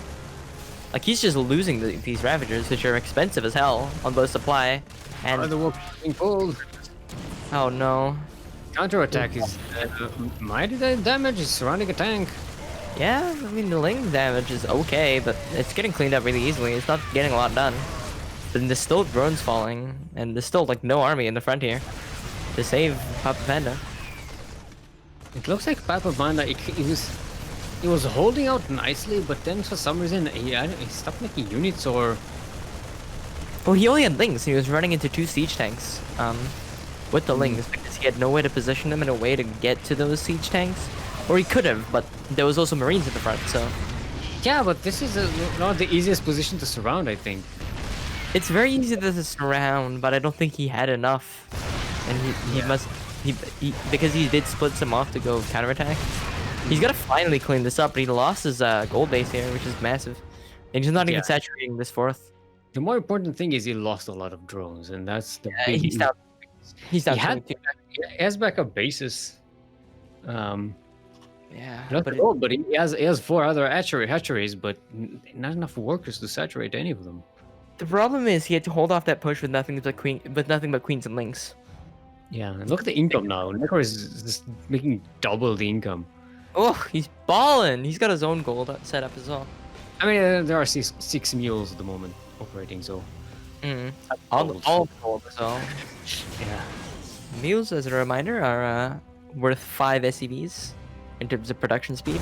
Sorry, mining speed. Oh no.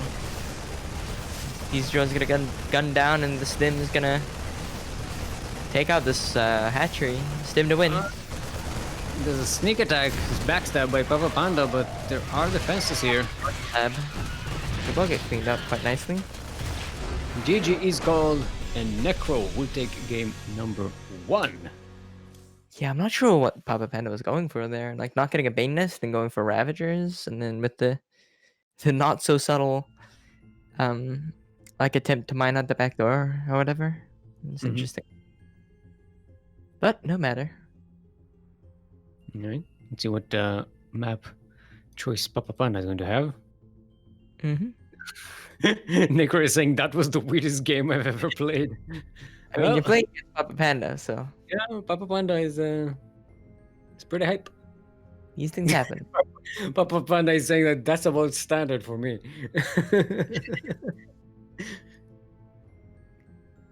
That's pretty good. Necro is saying he got lucky and spotted the drone. Yeah, I mean, if you don't spot this attack, this can do so much damage. It just takes you so much by surprise. Going through those mineral walls on Golden Wall. Yeah. Everdream is going to be our next map. If you ever had a dream. Have you ever had a dream? You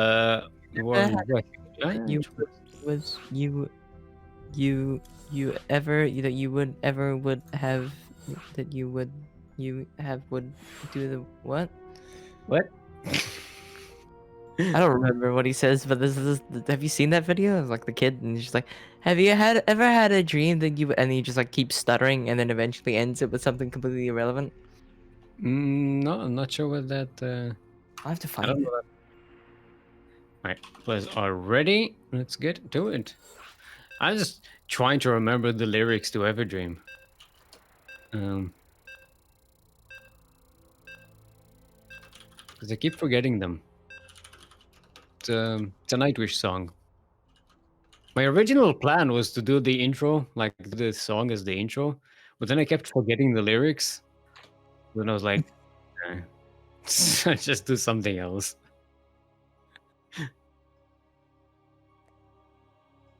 Alright. I found it. I'll just send it to you. Where is it? There we go. You can enjoy this later. Alright. Now, speaking of dreams, we are on Everdream LE. And if you've ever had a dream, then you know that LE stands for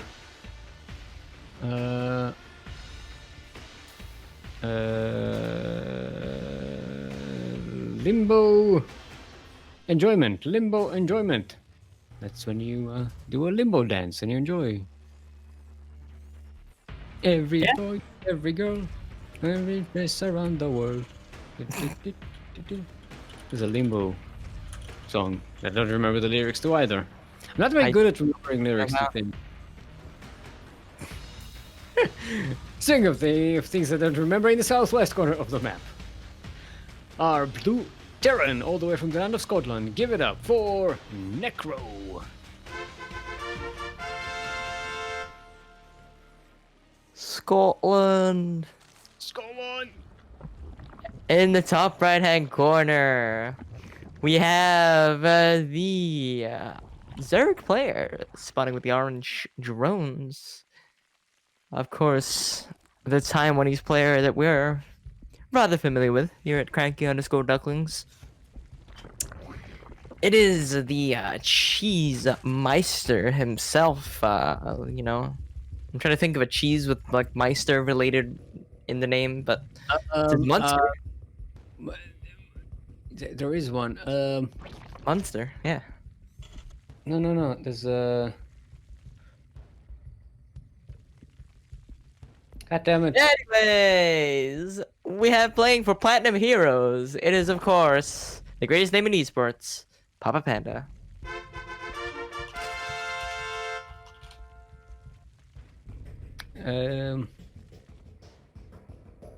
Actually, there is a Meister Cheese Corporation in Wisconsin. But I don't know. There's a.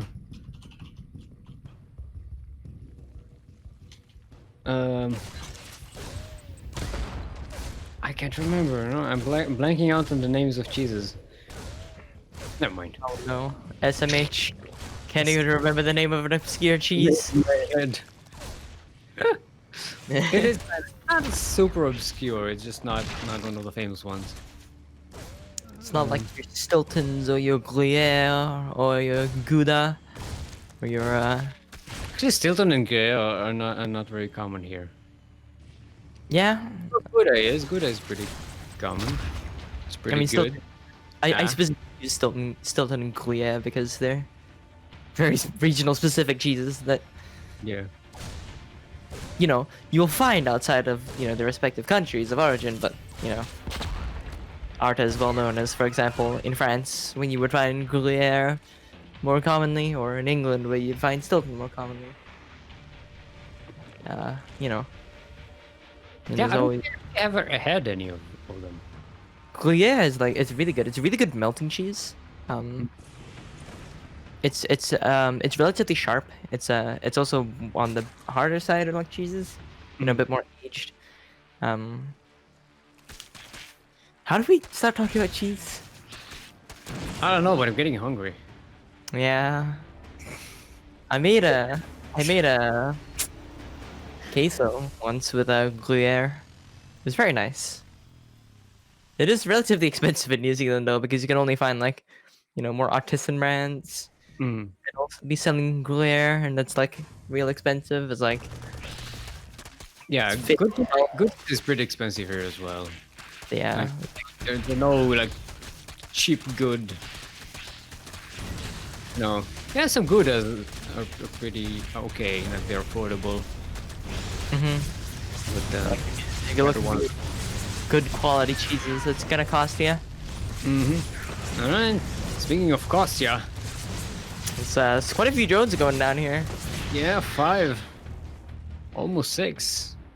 Yeah, so but Papapanda did go with quick 3 hatcheries, so it's not. He can tolerate this. He's still ahead in workers. From us losing a couple of drones. Yeah, looks like Jack. Thank you, Yaku. What? Monterey Jack. No, we're only talking about the finest of artisan cheeses here. Artisanal, even. Artisanal? Oh my god. Oh, speaking of artisanal, this is some artisanal barbecue right here. Uh-oh. Whoa. Uh-oh. He splits. Uh-oh. No. Uh-oh. Okay, he's gonna be able to crush this here, but still. Ooh, yikes. That's a bit of a painful Yeah. trade. Forget the dairy. We've got some BBQ here. Got some shrimp on the Barbies. We were in the deli, and now we're in the KBBQ restaurant down the road. Yeah, but Papapanda is he's kind of compensating by making more workers, and he's getting a lair, so he's continuing to tech up.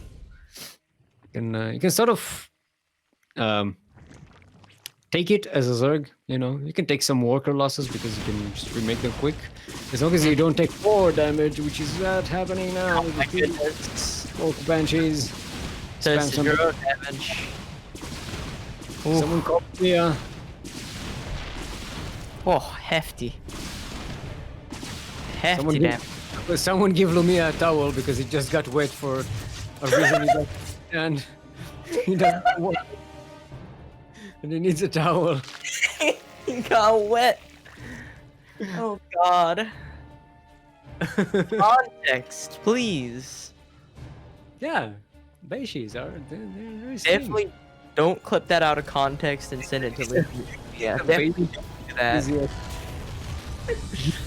We would never clip that specific phrase, get a towel for Lumia because he's wet, out of context. Don't definitely clip doesn't know why. I mean, he's Australian. I'm assuming he's just surfing right now or something. What? I don't know. Australian he is. I know Victoria is just like in the shitter when it comes to COVID. They went into like a full Full shit. lockdown. Yeah, recently. Oh, Aspire. Yeah. 2 Ravagers that he pushed on the other side. His aspirations, if you will. Haha! Comedy. Lumia's in. Okay. I don't know. That's in. Comedy! Ow. I really gotta stop doing that. It's funny, but it hurts. You need to do it on like a mouse pad or something. It's going to cushion the I do it on my mouse pad. I just hit really hard. hit less hard. Also, I have weak, soft hands that don't have a lot of vitamin D in my bones because I don't go outside. Hmm. Sounds familiar. Speaking of going outside, Papapanda really can't step out here. And Necro is threatening that 4th base, which Papapanda like really can't afford to use. Yeah, he's behind by. It's a solid Pepe hands moment. Alright, I mean, Necro doesn't have a lot of army here, but there is a lot of army at home protecting that 3rd base. I mean, yeah, Fine, go for surround here or backstab? Surround. he's gonna try for a crush, but the pickup is good, and he's gonna go for the Queens and Lings. Queens and Lings, pretty good. The tank is in siege. It's going to try and pick up with the medivac. So medivac micro. It's Finally focusing the medivacs, but the Lings got on. And Necro enough to keep on pushing. Yikers, dude, that's not good. Not a good day for Papapanda here. No, he's still got no tech. He's still on Lings and Queens. It's 9 minutes in the game. Yeah, I mean, just did not have the break he needed, and switching to Spire. By now, Did not have the time for the Spire. still only on. Surround with his Oh, he's going for a surround. He's gonna catch up these siege tanks here, but it's not gonna be enough Lings here. The rest of these Lings are gonna try and catch up these reinforcements, which is actually pretty good for him. Yeah, Because, you know, take out Lings when it's just taking out units 1 by 1. problem is in the meantime, push continues.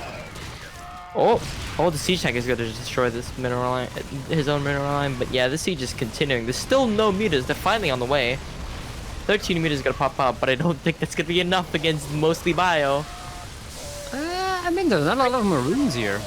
It's enough mutas that this is cleaned with just mutas, which is good.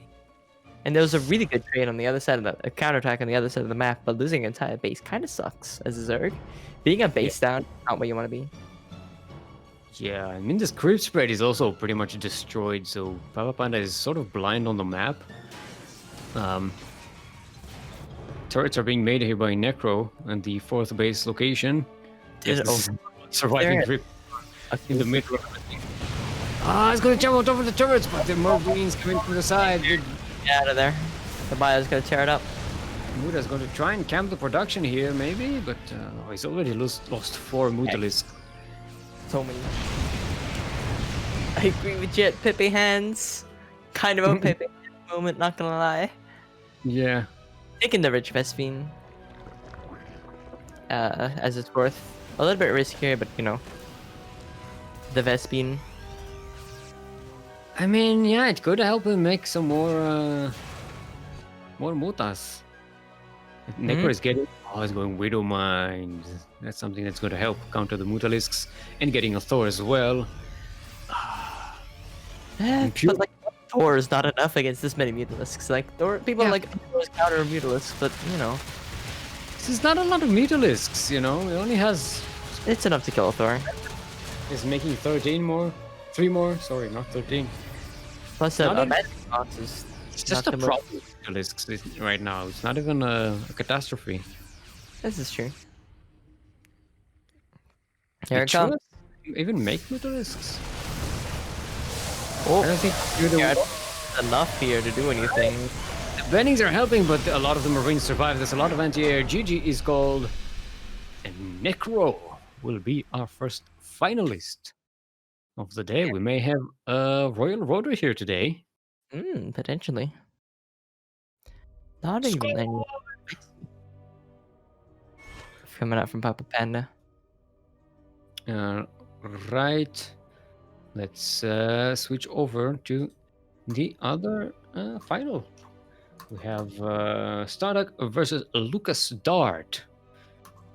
Let's get the players in. And we know Lucasdart was very much fearing facing the StarDuck here today.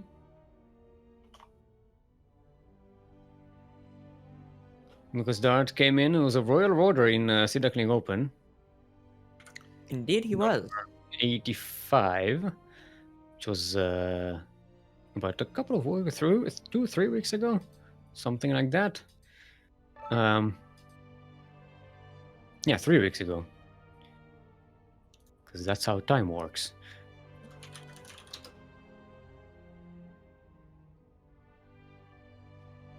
Right, so yeah, it's EU versus Australia, so you know. Ping is going to be a thing. Central it is. West Central West. Yeah, that sounds about right. I think that works out. No. So we start west. Okay, West Central West. Our first map is going to be, what was it? Golden Wall. In US West. Just every now and again I check on my ping to Singapore just to make sure the internet isn't stupid.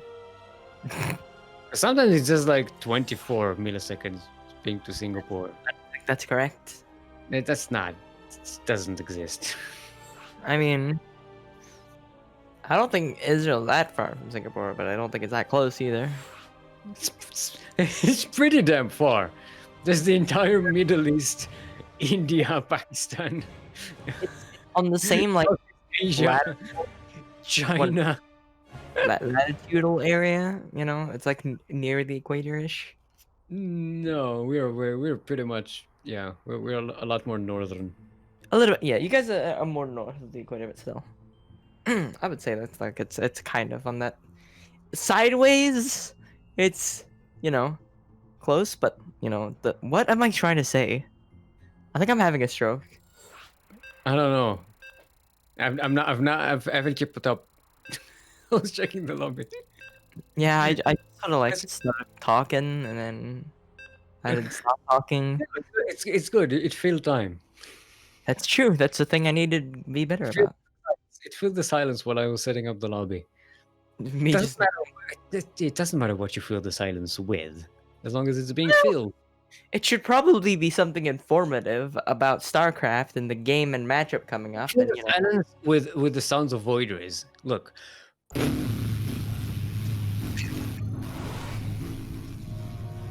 like a Gmod like voice chat codec. There you go. I've just filled 10 seconds of content. Welcome to Gold League casting. This is how we do it. On Golden Wall. Speaking of gold.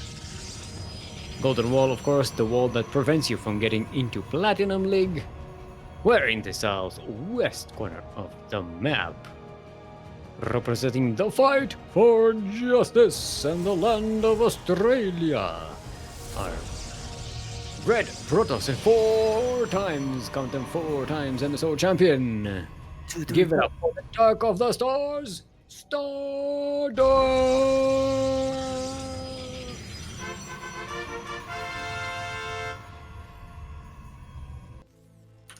And on the right-hand side of the map, a one-time STO champion and a pretty promising looking Terra player, not gonna lie.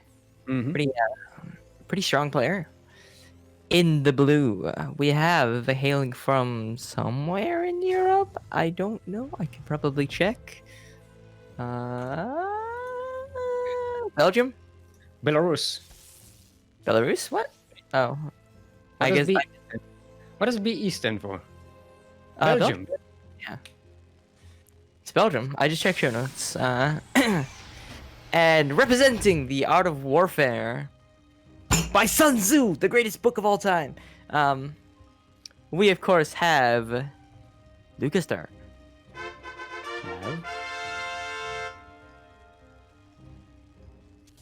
Hello? Yeah, what's up? Steel? Did you lose audio? Am I not hearing you, or are you not speaking? I'm definitely Is anyone hearing me?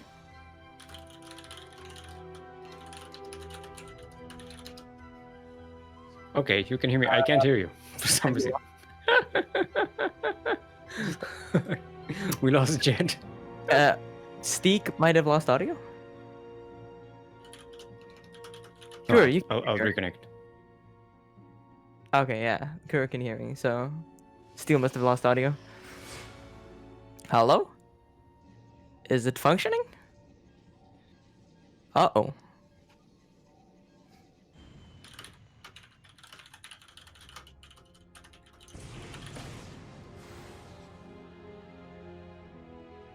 Uh-oh. Well, we might have lost Steel, so this is a solo cast now. Welcome to the JettAlyx show, where today I'll be casting Master Swan Open on the map Golden Wall. Here we've got an adept harassing this natural from the Terran player. You know, just delaying that natural as the Reaper hops over, takes a look. TVP, of course, a very volatile matchup, I gotta say. One of my most favorite and least favorite matches to watch at the same time. It's interesting because, like, I think Zerg is the most unique of the races to, like, in terms of, oh my goodness, these adepts are doing a lot, are just harassing and destroying. What the hell is this? Ooh, these Marines are gonna die. Those are adepts. They're very good, much better than Marines. And, oh! This SCV! Okay, he barely clutches it out and manages to finish the command center. Very nicely done. The hero SCV. Yeah, what was I saying? Ah, yes, TVP. Because I feel that Zerg is one of the more unique race, I think, out of the 3, because of the way like production works and the way that the army is structured and designed. See? I am back. Yes. Hey, he's back. All right, it's okay. I had to restart Discord. All right, so I can see StarDuck getting some damage done here at the beginning. Yeah, really clutch. Oh, what am I? Lost the first adept right now. Yeah, hasn't lost anything so far. And he's out. Poof. Yep. Very nice. So yeah, a pretty good start for StarDuck. In the meantime, he's getting a third already. This is. I think he forgot that he's playing Protoss. He thinks he's playing Zerg. I don't know, because that's not. That's a late hatchery, not a. I mean, I think this is about okay for like. I mean, you usually want to be like either halfway through or just starting your. You want to have a nexus like a third nexus either started or on the way by 5 minutes, which is about right. But this is still a little bit earlier than I would expect, especially from a player like with the style of StarDuck. Yeah. Oh, this Oracle. Oh, getting work done. It was getting a lot of value at the beginning here, so it's like, all right, let's just cheese it out. It's Yeah, just not cheese accelerate. it out. Let's greed it out. Yeah. I mean, he delayed the natural by quite a while, which is pretty massive. In a This is matchup like one this. of the. I gotta say, this is one of the worst Oracle controls I've seen. He's just like not targeting one thing at all. He's like just going all over the place. Oh, nice cash. The Medivac with the Widow Mines. Jet, take my brain cell. Well, I guess now I have my own coffee pasta that only Yaku Yeah, can use. you 'cause- already didn't you already have one? I don't think so. I think you already had one. I think I commissioned one from Yaku. I don't remember. I'll be real. Maybe, maybe not. I'm not sure. Let's see. No, we actually don't have one for you. That's an Damn. oversight, I think. Can't believe this. No, maybe it's because you stopped playing. So That's true. let's make it your fault now. Yeah, it's my fault for not playing. I mean, the last time I played consistently was also the last time I played in a tournament. I think, like, yeah, literally the last time I played consistently it was like NSDO, and then I stopped playing after that NSDO, and I haven't really played much since. Alright. Um, Phoenix say you're going to. Yeah, they can just come in and kill everything. They don't Yeah. have to run away. Oh, Turrets. That was a couple of them. To the other the turrets do so much damage against against like what is it, mechanical units? Mechanical, yeah, right. Yeah, it's so much damage. One of the things I actually don't know jack shit about is keywords and like their relationships with each other and like what things do better against other keywords. I need to actually learn that. Mm-hmm. One of those like gaps in my knowledge. Like I know. Yeah, a lot of Hellions- people don't really pay much attention to that. Yeah, I know Hellions is strong versus light. Sorry, Hellbats are strong versus light specifically. So are Hellions, I think. I think so. That sounds about right. No, I think Hellbats have the armored once they turn into That's right. I think so. Hellbats. They get the armored perk. Perk? Keyword. Yeah, perk. Category. Keyword. I like the word keyword because we use it again. We used it in Warhammer 40k as like a term to say like, oh, this unit has this keyword, so they have access to this ability, but so on and so forth. It's one of those. It's a very good word, keyword. Corey saying fire is strong against grass. Thank you for that contribution information, Fairy. This is you're not the goblin. This is something I'm supposed to say. Or Yaku. Yeah, this is a Yaku thing to say. Certified Yaku moment. This is what the information centaur says, not the information fairy. This is a massive Yaku moment. Yeah. There's a carrier. There's a carrier. I don't know what is going on here. I haven't been paying attention at all. Yeah, but carriers are pretty good. That Widow Mine hit a lot of them, I think. Phoenix is taking all the medevacs. There goes all of that forced. I don't know why this carries here. I was like laughing at something and like making some. I was doing a bit. I think. I don't remember. No, when I we look at the saw production tab, we saw the plate beacon before. Cora did point it out. We just didn't say I anything wasn't about paying attention. I'm a really Yeah, bad 'cause catcher. We were laughing about other stuff. No, there's Yeah. only so much you can. There's only so much you can test without Without losing starting it? to go off of the rails. Especially in a more casual environment like this. Yeah. You know, a more laid back cast. You I know, would it's not like have- we're look. casting a dream hack or something. This map is kind of like it demands it. I mean, you look at the minimap. Look at the grumpy face on the minimap. It's just it's a grump face. I think my favorite way that's being put, despite my distaste of them, testosis, like point out that the bottom side looks like a Super Meat Boy, like squashed down. Yeah. Which is pretty You know, good. There are a lot of faces on this map that you can like make with different Yeah. pictures. It's pretty good. Hellbats are light. There you go. Hellions, I think, are armored, but Hellbats are light, which is why Banelings are pretty good against them. Because I think Banelings do extra damage to light. That sounds correct. Yeah. I don't Yeah, have they do. 100%. Yeah. They do. That's part of the recent nerf that they got. That they don't do as much damage against light units. Ah, against light underscore VIP. Ah. There's a push coming in here with 4 carriers. What is going on? What is this build, StarDuck? StarDuck, please. I'm gonna like DM him after this game. Like, what the This fuck is- was that? It's a very difficult one because you don't have a lot of splash damage. You kind of have to rely on the fact that the army is going to be distracted and Marines can't get to the carriers. Yeah, he has See, 2 they Colossi. kill them which really is fast if they do. Oh my god. Oh, he does have 2 Colossi. Okay. Yeah, he has 2 hiding Colossi, but that's it. They were hiding Like- out of the. Yeah, under the don't- carries. With I just didn't see them. with a Sky Toss army like that, you want like storms and shit and archons, but you know what? I mean, Colossi are okay, but damn, Yeah.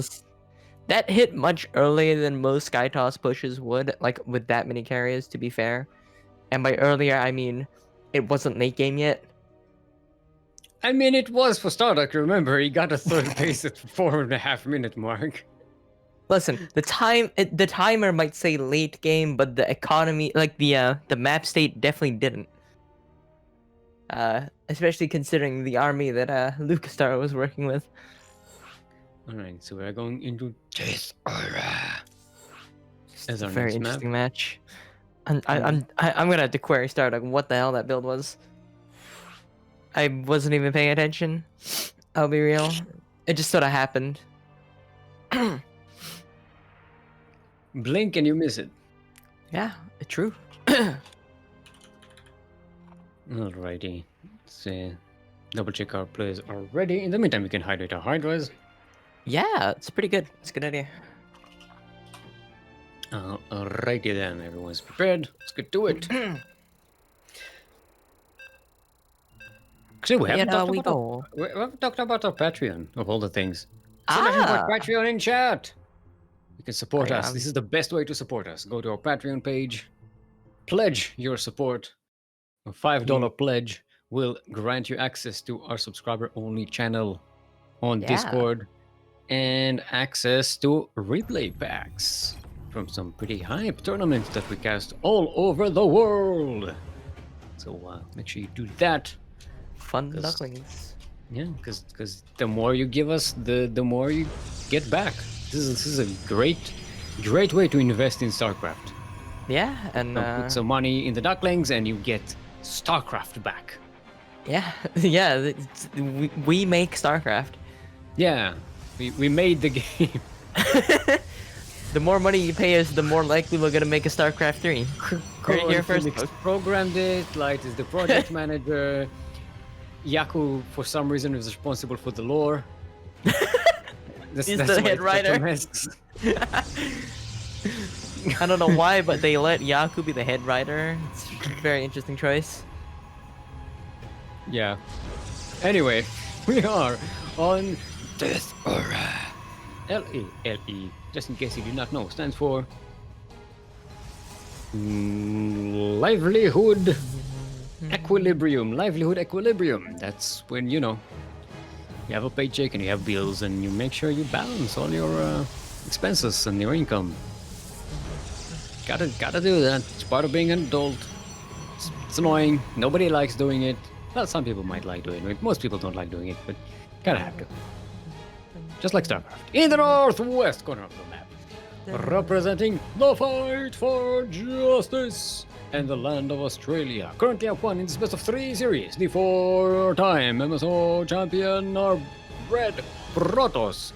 The Duck of the Stars, it is StarDuck.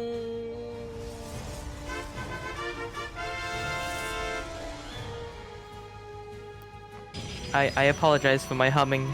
This is probably one of my favorite of the StarCraft 2 soundtracks playing for me on my side. It's pretty good. In the bottom right-hand corner of the map, we have the Belgium Terran player spawning in the blue. He has a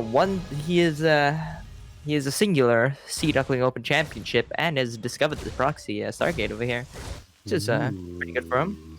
Playing for The Art of Warfare, of course. It's my favorite book by Sun Tzu, The Art of War. I don't know where my copy went. Grab it later for a bit. Anyways, he is of course Lucasdart.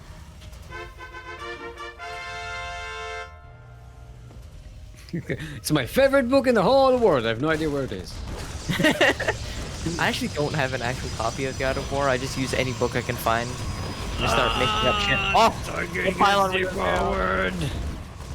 Ah, that is unfortunate. Looks like he's going for the Void Ray proxy, which is definitely something that's more viable with the recent patch. It is going to go up as well. Mm-hmm. Which is, you know, pretty good. There's another pylon lower down, I think. I thought none of these was a shield battery for some reason. No, he's just trying to get it powered up. Yeah, there's another pylon down there. I don't know what that one's doing. I think it's just vision. Could be. Maybe that's for shield batteries. Maybe. Oh, he's going to. He's making another Void Ray. It might just be a... Yeah, it's a Void Ray. This is a Void Ray. Yeah. This is a proxy Void Ray. Yep. What did you think was happening? Well, I thought it was like a proxy oracle, you know, when you just like send it in and do No. But no, this is StarDuck. He's going all in. Where's Cat? He put 3 pylons there. That's as a backup. He needed that to go up. Yeah, he needed that. Committing to this. Second Void Ray comes in. He's not pulling back though. Oh, the Cyclone dies. Yeah. Oh, the start. Oh, he's gonna cook it. It's not even gonna get... Looks like this is starting to work. Oh, he's no, not focusing though. Just like me, he's committing to the bit, and the bit Right. is GG is called. 2-0. Very nicely played from StarDuck. Yeah, very cheesy opening, despite the fact that Lucasdart found it. I wonder what he could have done differently. Maybe instead of trying to attack the proxy, like invest more in defenses. I don't knowing know. that this is going to come. I'm not really sure. I haven't seen the proxy Void Ray enough to know like the proper response to it.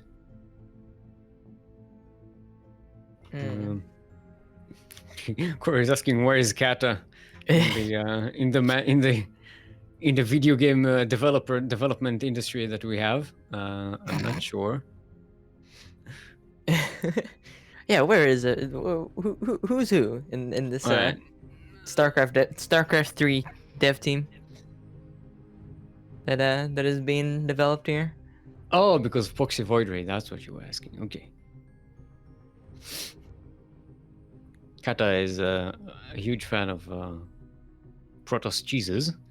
Yeah, I mean, I've heard about the DTs. Where is Necro? I'm not finding Necro anywhere. It's a good question.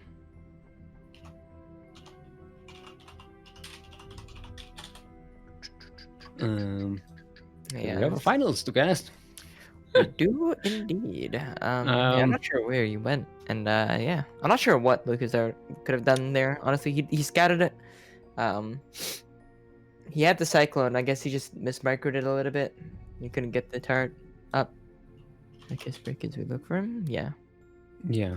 All right. So while we wait here, we're going to have to take a break anyway because we get to the finals. It's a pretty short day today. We're not even at the 3-hour mark. Yeah. Pretty good. Thanks to Protoss Jesus. What kind of cheese would Protoss make even? It's a very good question. They don't have mouths, so they don't eat. They're like plant-based, so they don't milk anything. So how would they make cheese? I don't want to know. Anyway, while we figure this out, you go and watch a duct tape, or go and drain your disruptors, stretch your roaches, hydrate your hydras, and and be back in. What happened? Okay, never mind. Right. Tried to invite Necro, and for some reason everything got cancelled. What was I saying? I don't know. Anyway, join the disruptors, stretch your roaches, hydrate your hydras, and be back in 5 minutes, because we will too. And if you don't, then, whatever. I'm not going to hate you. I'm just never going to forgive you. And we're back. Welcome, welcome. Hope you enjoyed the duct tape. Howdy. Not sure which one it was. It's Yeah, it was definitely the one that was funny, with the jokes and everything. Humor. Comedy. Comedy. That one actually hurt more. Algorithms. I pinched the like meat on my hand between my vape and my table. Stop vaping. Stop smashing your head on the table. Stop Listen. working out. Jet, you have to take care of yourself. Listen. I worry about you. Listen. Stop being Yakuzaku. Listen. I'm gonna start a sub goal on my Twitch channel to get me to quit smoking. So just head to twitch.tv/JettAlyx and use your Prime Gaming. Anyways, I'll sub to that. hell yeah. In the top right-hand corner of the map, we have this map, this Eternal Empire, LE. LE, of course, stands for Legendary Excitement. It's when you're like really excited about like a legendary item you got in an RPG, you know? You know what I mean? What? Legendary. It's like when you're excited for a legendary. It's a legendary excitement. Oh, I thought it was like a buff that you get, like a legendary excitement. It's like what? What kind of RPG is this? No. I don't know what you mean. Anyways, it is of course the Red Terran, our first finalist, and potential Royal Roader here. Hailing from what was it? Scotland. Scotland. Currently, I believe Teamless. So this is a different server. They could be in a clan on EU. It is the Red Terran, which I definitely have already said, but I'm gonna say it again. His name is Necro.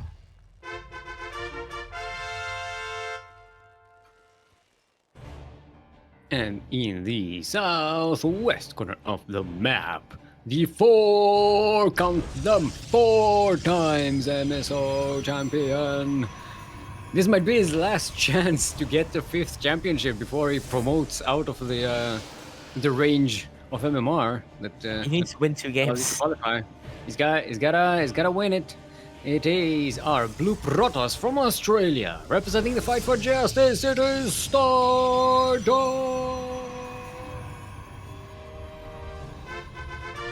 Duck of the stars. You can bring him down because his excitement is legendary. It was definitely off sync because of Discord, but we'll roll with it. Legendary excitement. Listen, I'm not very good at the LE thing. But that's the fun part. It works. It technically works, so you're fine. The funniest part about it is how terrible I am. That's the comedy of it. Right. Look, most of the ones I come up with are just stupid. That's the Yeah, whole point. I mean, that's how the bit works. You just come up with something nonsense and try to dig your way out of it. Yeah, Low leopard. pretty good bit. Do you know the low leopard thing? Yeah, I remember that. I think you've sent me that clip before. Yeah, it's a good one. It's classic. All right. Started delaying the natural base here for Necro, being very Yeah. annoying. He seems to be very good at this in TVP. Like it's a very still it's not bad for one adept. Yeah. For one adept, gets a delay on the command center, a marine, and a couple of SCVs. Mm-hmm. It's not too shabby. Mm-hmm. Mm-hmm. So, going for the Stargate opening. Let's see what he does with it. Just right now, just an Oracle, but could always go StarDuck! Wow, really? Murderer! You just collected an innocent animal. No. No. StarDuck, how could you? How un-Australian of you. This is not the way you were brought. Well, you say that. This is not the Crocodile Dandy way. I mean, Carrick looks like an emo. True. What would Steve Owen say about that? I don't know. He's not here. I don't think he can say anything about it. What a shame. What a shame. Unlucky. Unlucky. Unlucky, I guess. Alright. Necro does take care of the Oracle before it does any damage, so Yeah, it's that pretty kind good. of didn't pan out for StarDuck. It's a bit of a shame Yeah. losing an Oracle that doesn't quite do damage. It's going with the robotics facility. Yeah, it's Pretty early. Hasn't even made any robo units, and he's got a robo facility, yeah. He's got a couple of Phoenixes. He might continue committing to this Phoenix thing and go for like a Phoenix Colossus style build, which is, I'm pretty sure it's seen like a semi-resurgence in like the modern TVP meta. Is this like a Mio Micah thing? Is just getting a robotics bay just to confuse Necro? Potentially. Colossus Phoenix. Yeah, he's actually committing to the Phoenix Colossus. I see. I'm the big brain caster. I read that shit. When was? I'm trying to think of when was Phoenix Colossus a thing? Like a while ago. I'm trying to think back. Maybe. That's before we did. Before we were casting, I think. I don't remember this was being when I was casting. I definitely think it might. Actually, it might have been before Legacy. Honestly. Yeah, it sounds like something that's like a Heart of the Swarm era thing. Maybe. But it's made a resurgence recently because of just the volatility of TVP, like especially in the current meta, it's gotten even worse. Like TVP has never been the safest or most standard matchup. It's a lot of Marines in a turret. Can't really do damage there. Yeah, looking for a couple of lifts and pick off some SCVs, but not gonna get it. Not like StarDuck disqualified for the finals. I'll play instead. No, Magnath, you'll have to get here on your own. You gotta beat people to get here. No free passes.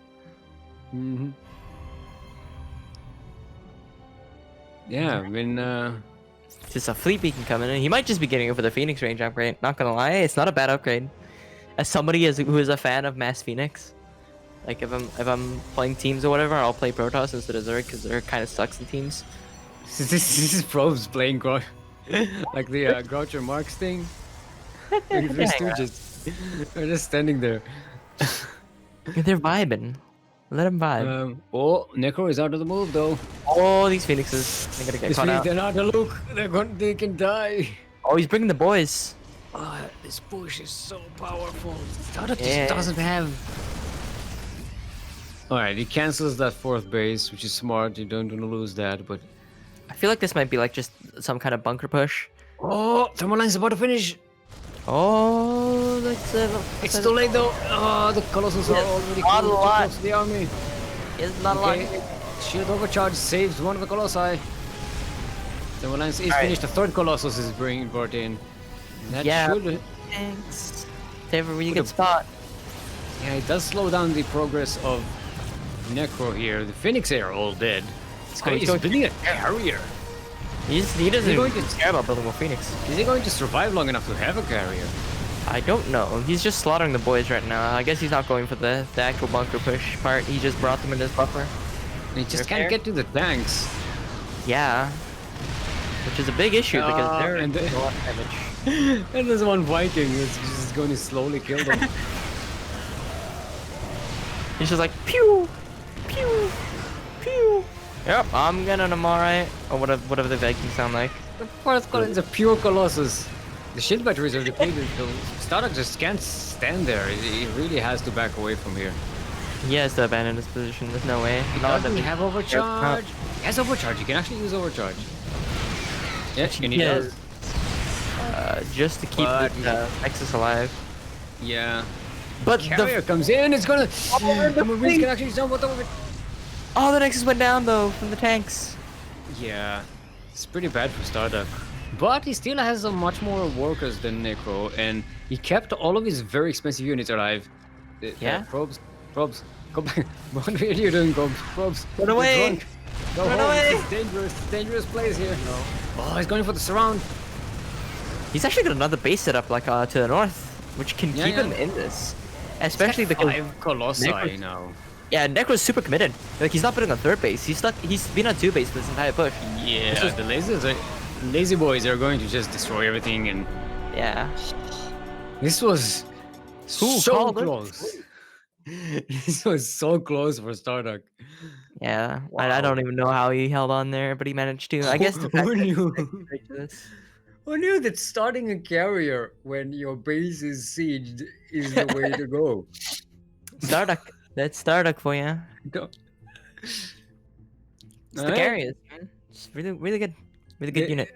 I guess they carried that difference. Huh? Yeah, but no, that was the ship batteries actually that carried Yeah. that. Not even the Colossus, because the Colossi should be dead. Should have been dead if it wasn't for the shield super battery. overcharge and the Yeah, shield super batteries. bad. It's really broken. I don't know why that's the thing that's so broken. All right, we'll play them ready. Let's get into it. Game number 2 on Never Dream. Sorry. I really like StarCraft music. She's kinda bum, ba-da-ba-bum. There it is. Bum, ba-ba-ba-bum. It's a classic. Bum, ba-ba-ba-bum, bum, bum, bum, ba-ba-bum, ba-ba-bum. Bum, bum, bum, bum, bum, bum, bum, ba-ba-bum, bum, bum, bum. Bum, bum, bum, bum, ba-da-da, bum, bum, bum. Anyways, here we are, spawning in Everdream LE. EDLE, which of course, if you weren't aware, stands for Extremely Dynamic Lactating Eccentrics. Alright. I'm not gonna clarify Okay, what that means. The mental image in my head is not good. No, I'm not even gonna clarify on what that. SMH in my head. SMH in my head. There's nothing else to say. Anyways, spawning in the top right-hand corner of the map. In the blue, the Terran player hailing from Scotland. Scotland. Currently teamless. He is currently down 0-1 in the series. It is Necro.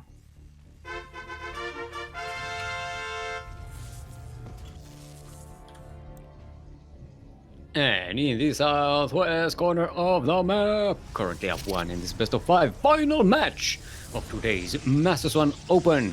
The number 43. That's right. It took me a while to find that. Red Protoss all the way from Australia, representing the fight for justice. Give it up for StarDuck.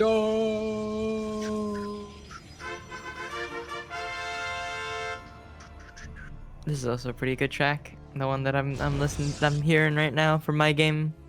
Of course, it couldn't make no sense. It's completely desync from, you know, what you would be hearing. Yeah, I used to have the same issue because I used to hum the music. But it'd be completely different on the stream side.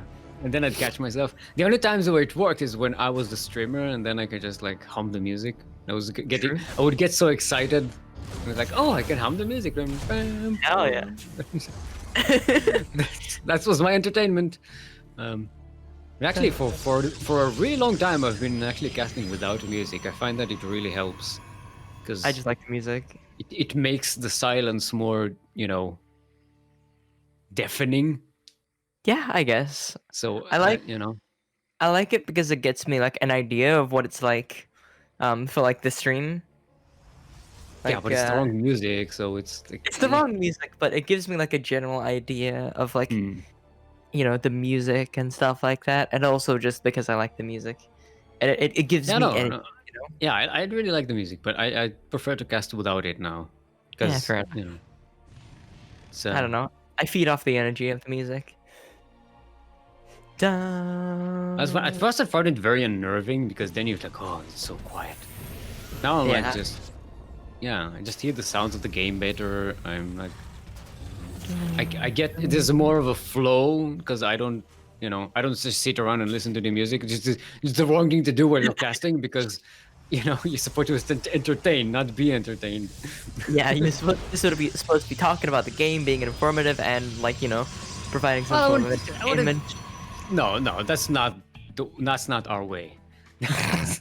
Talking about the game and being informative is not Gold League casting.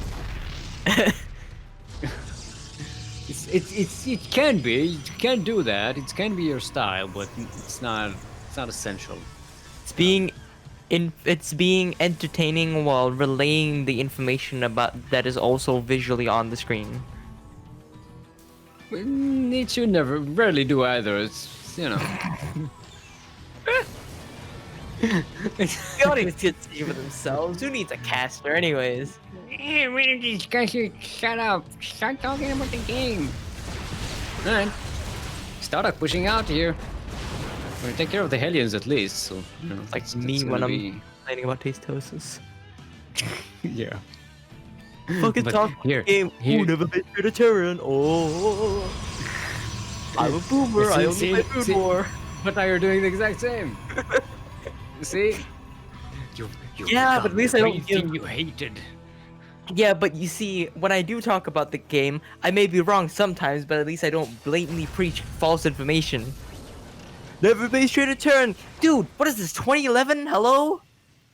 Protoss have recall. Hey? It's usually don't base trade the Protoss is the thing. But Artosis, he just loves saying that. That's the only thing he says in a TVP. Don't base Look, trade a turn. as a fellow old man, he's I can't fault someone for being stuck in the past. Look. And as somebody that is a how do I say this? You're a zoomer. You think you're the shit now. You think you're I'm a you're zoomer. hot and crazy. You think want to be the change that I want to see. All right. yeah. Wait until you get older and then you find out that you're exactly the thing you hated. Listen. In the age of modernity, in the world that we live in, you can't be static. You gotta change. You know, change your progression is essential. Yeah, no, static is especially dangerous right now because it's summer and there's a lot of fire hazard right now. At the end of summer, beginning of fall, yeah, the air is very dry. Yeah, you want to avoid static electricity. Especially in California, in the general West Coast of the United States, where a fucking gender reveal party. Yeah, I know. In California, you want to avoid gender reveal parties. It's much what you want to avoid. Wildest like white people shit I've ever heard.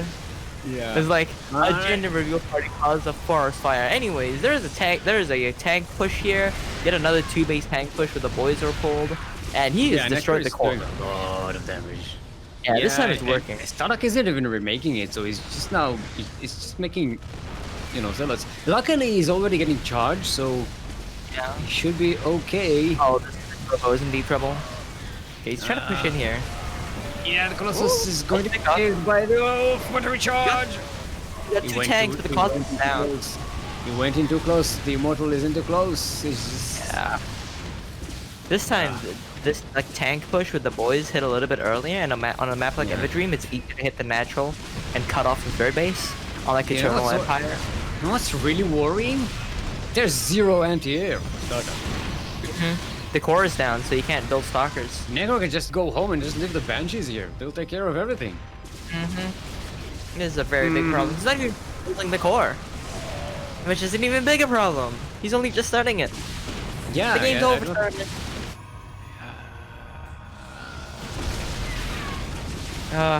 Yikes. The 2-base TVP push worked out this time. Yeah, I mean, I- StarDuck went greedily, is usual greedy, so, you know, kind of Yeah, worked. I've definitely seen like a build like that before, where you go 2-base, like a 2-base standard tank push, but you take all the boys from your natural and you push with that. And it hits fairly tight. It's a very like committed like tank push. Because you're bringing your entire naturals worth of boys. And the fact that you're doing it on a 2-base and you're not even building a third, stuff like that. Yeah. But if it works, it's super effective. And throwing in the banshees on there on top is very nice. Yeah, it's Right. kind of like Necro realized, okay, so this is what StarDuck is going for, kind of the Colossus weird stuff. Let's just hit a timing where he doesn't have anything ready. And Pillars of Gold is going to be our next map. We're on Western, right? Yes. Mm-hmm. Wait, aren't we alternating? Oh, We this are. is the third game, so it'll be West. Yeah, This last is one was the- Central. This will be West, Uh, next is Central, last is West. Mhm. Yeah. And it appears group is disconnected once again. Polish internet is being niet. It's a shame. SMH, Polish internet, happens. not like this. SMH my head. Cross your Ethernet cables for better. Oh, you don't know about the cross Ethernet cables. I'm still a zoomer to this community. That's what you used to say when we had a lot of lobby bugs. Ah. We like cross your Ethernet cables that this player can actually get into the damn lobby. Uh-oh. Steelmold is left the lobby. Stop! How do stop? You left the lobby. Did you start the game? Technical difficulties. Nope, the game's not started. Don't worry. Okay, It get canceled the countdown. Get me in. We didn't erase you. Startup yeah. was Terran. Yeah. You canceled it and it kicked you out, so Alright, we're good now. Group, your host, go. Okay. El grupo. Yeah. This is the panic button of the host. It's like, I forgot to check. I've got to make sure they were the right race. Let me just alt F4. This is the thing. The problem with me is I saw StarDuck and I saw that it was Terran, but then I had to double check, like, because it could have. I have so many false positives with me panicking over stuff. So I had to double check it and double check it, and they're like, oh, quit. El I hada don't de have la that. información. That's information fair in Spanish. I was curious. Who said that? Me. I said that. Oh. I was curious. I was like, because I was like El grupo, and I was like, wait, what is information fair in Spanish? Thank you, Google Translate, for definitely 100% accurate translations. Anyway, as I interrupt myself to do the intro, as always, because I tend to ramble during casts. I don't know if that's a good or a bad thing. But, you know. You're in good company. It's fine. There you go. This is Gold League casting. Spawning in the top right-hand corner of Pillars of Gold LE, we have the Red Terran with the very strong 2-base bushes. Very reminiscent of Clementine. You know, the creme de la creme. You know. You know, love that guy. The Frenchman himself. What are you talking about? Clem. Clem de la creme. He's a Clementine. Have you not heard that nickname? No. I just like calling him Clem de la Creme because it's pretty funny. Is he like Satsuma or something? I don't know. Anyways, we've got the Red Terran player hailing from Scotland. Scotland. Thank you, Steel. That's like a call and response. We have, of course, Necro.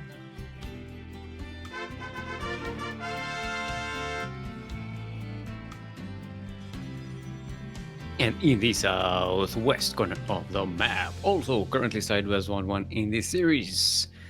Give it up for our blue Protoss all the way from Australia. Representing the fight for justice, it is StarDuck.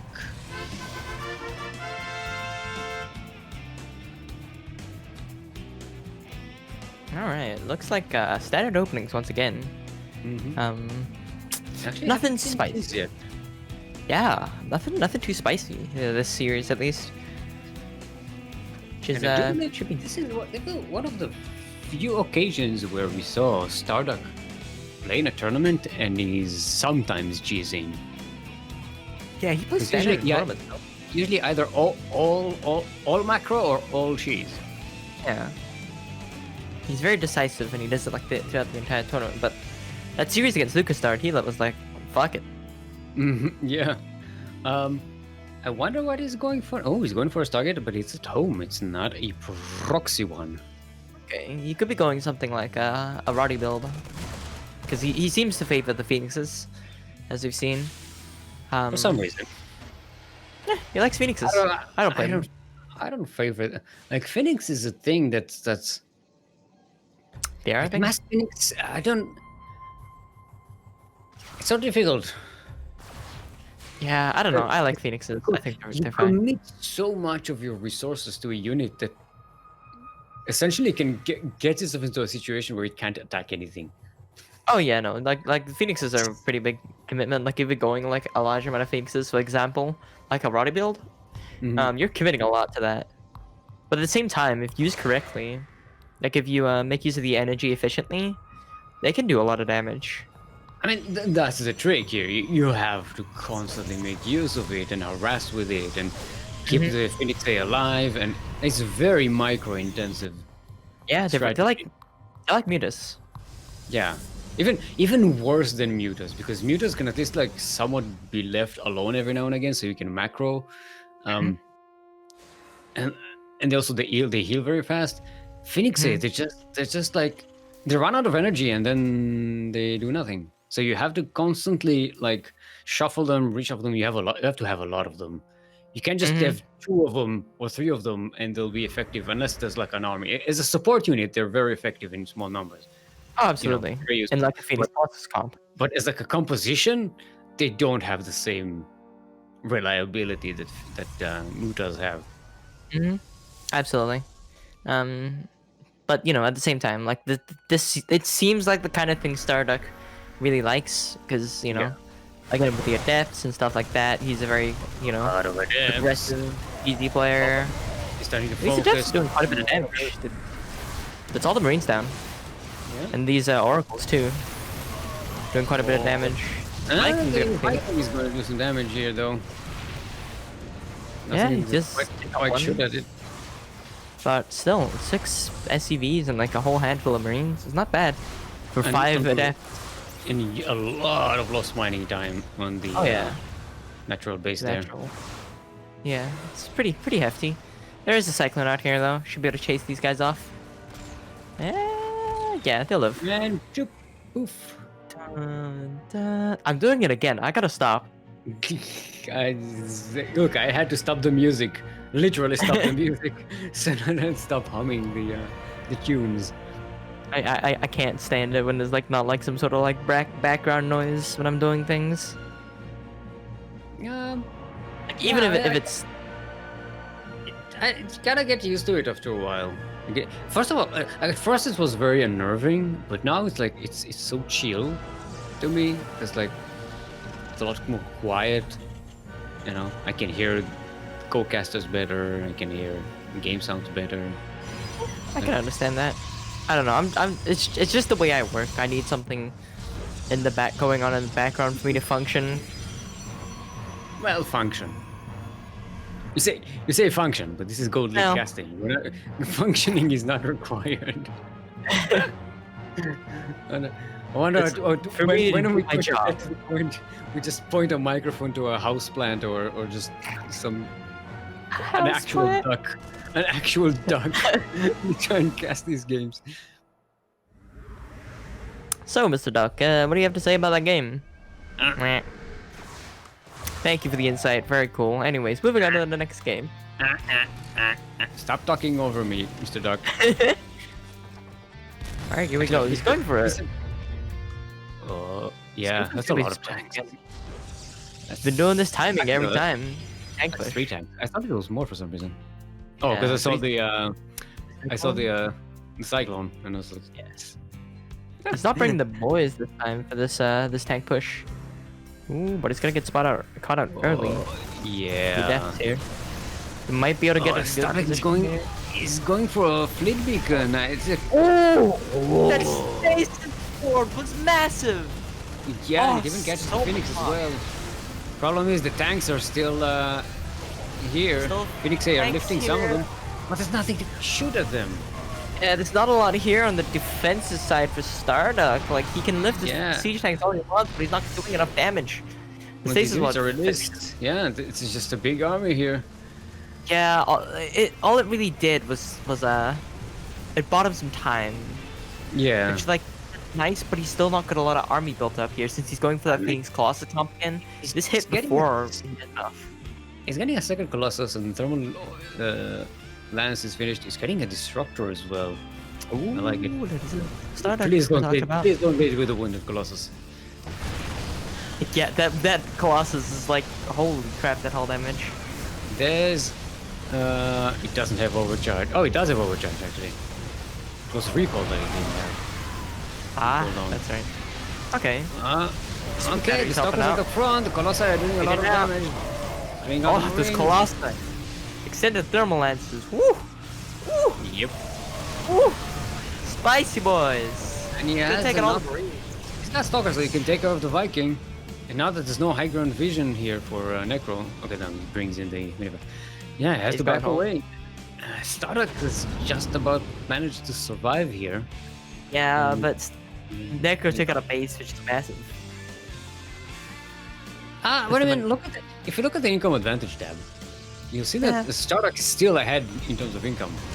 It has been for That's true. quite a while, for the past 5 minutes. So, it shouldn't be the... Oh, there's a drop in the main! Yeah, this big drop in the main. He's doing a lot of damage. He's gonna snipe the fleet beacon, which is pretty big here. But the cavalry's here. He's gonna chase him back home.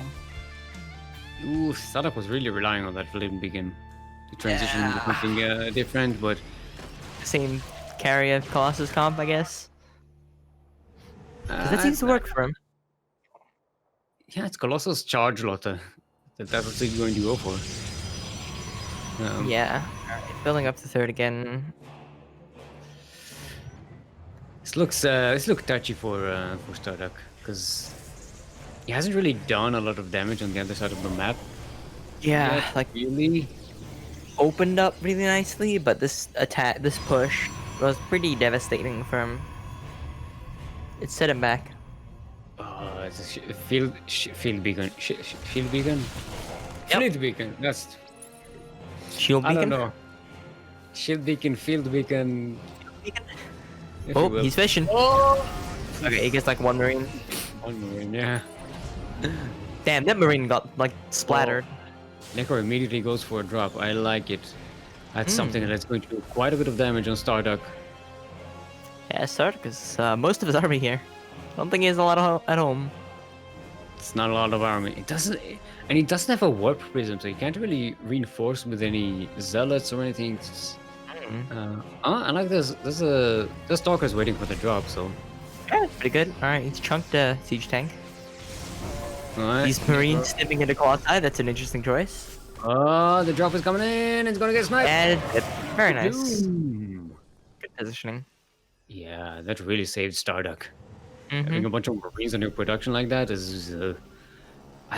This army is very weak for StarDuck on this side of the map. Yeah, but he does have the carries coming along. He was holding his money. The carriers. He's getting some High Templar as well. He should have Storm researching on the way, I believe, unless he's already researched it. Well, Nope, he definitely doesn't have Storm yet. It should no, come he's up getting soon, though. Archons. Oh, okay, never mind. He's using it for the Archons. Though I don't doubt Storm will be coming at some point. He's relying on the Colossus and Disruptors for AoE. Oh! They got destroyed.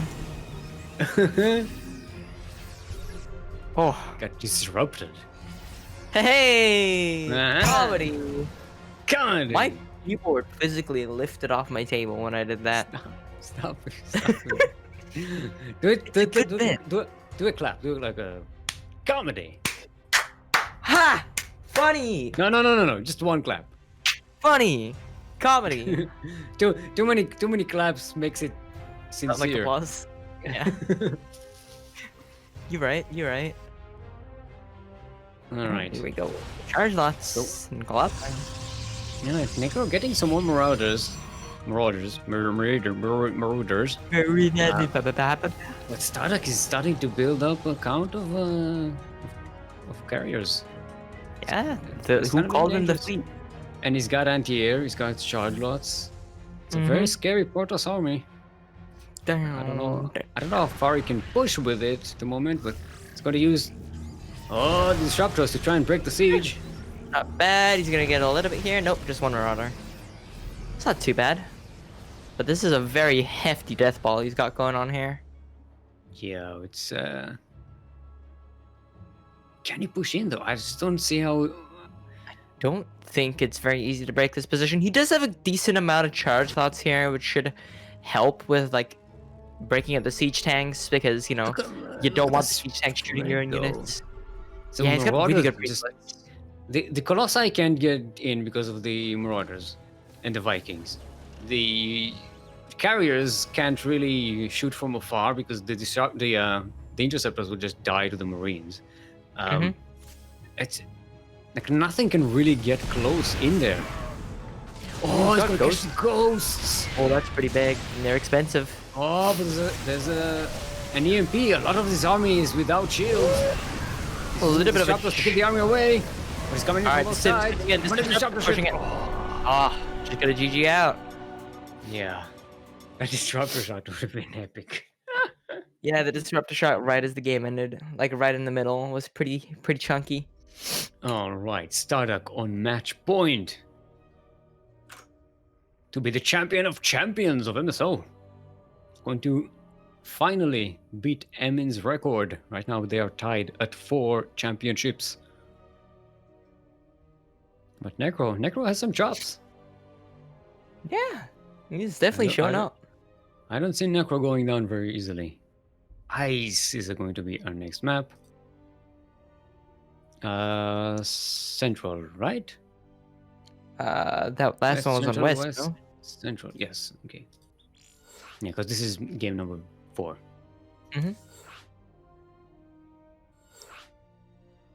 Alright. Everyone's in. Let's set it up.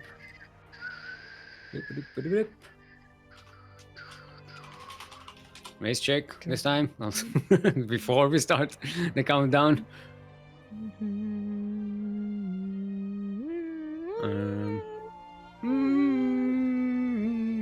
I'm trying to match your the. Alright, StarDuck is getting water. Oh, okay, all good. In the meantime, we can tell you about our Patreon page! !Patreon in chat. We'll give you the link.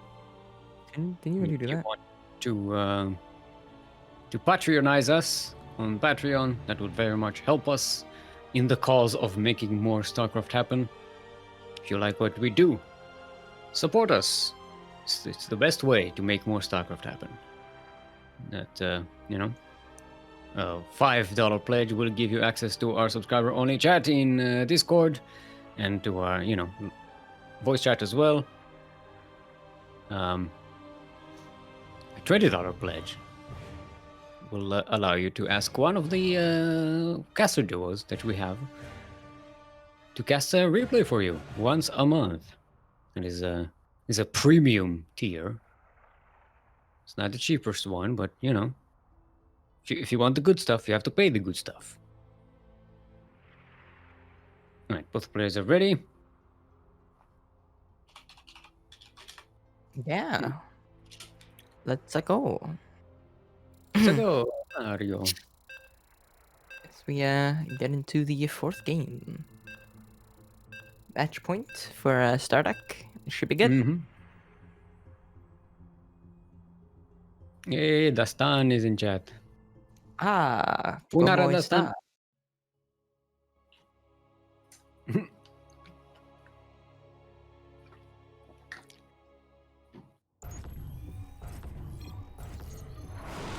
All right. As we load into Ice and Chrome LE. What? Ice. There we go. Spawning in the top right hand corner, we have the Terran spawning in blue. Hailing from the land of Scotland. Scotland! Thank you for that. We of course have currently down 2-1 in the series. It is Necro.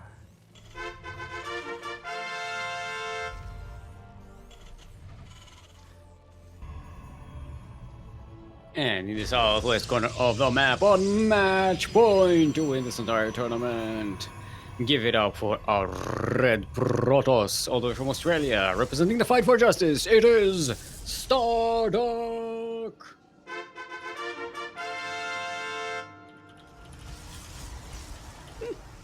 The stun is saying your voice sounds like Raynor's. Yeah, apparently. Alright, fair enough. Yeah. That's pretty I cool. don't. Can you do an Italian accent? No. Like a real one, not a jokey Mario one. No. If I had like a Rainer quote, I could try and imitate. Sure, but no. I don't know how to do that. Do like a genuine, like an actual Italian accent. What does he usually say? Settle was a very good opponent. Nope, that's not even close. I don't know how to do accents. Okay. I don't know what to do. I mean, Or how you to do a do- New Zealand accent. Pretty good. What, my New Zealand accent? Yes. Yes. Oh yes. Oh yeah. Yes. Oh yes. Oh yeah. Yes. Oh. Oh, yes. Oh yes, bro. Oh, we're gonna head down to the shop. Get some chests. Necro finds the proxy. That's big. It's gonna be Void Ray because the shield batteries and everything. He's looking for that. Oh. Big proxy. I think he Proxy. Did he? No. He canceled some of this. One of them. I think it's a pylon. No. Yeah, it's a backup pylon maybe. One of the many backup pylons. Can never be too sure. Who needs a natural when you can make 3 pylons? Alright, the engine bay is about to be finished, so Necro can start making turrets. I guess cursing at the wind, you know. That SUV's looking out over the edge of the map like, I wanna know what's out there. I wanna know what's out there.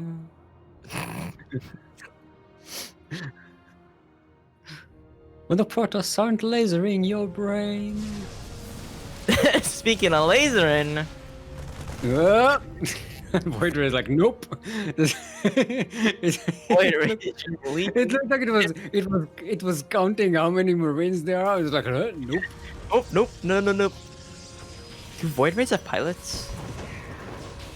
I think so. They have that in the portrait. They have a pilot. Oh, true. But No, where? Chu doesn't pilot a Void Ray. Not sure what he Where- does in the army, but Where does the pilot sit?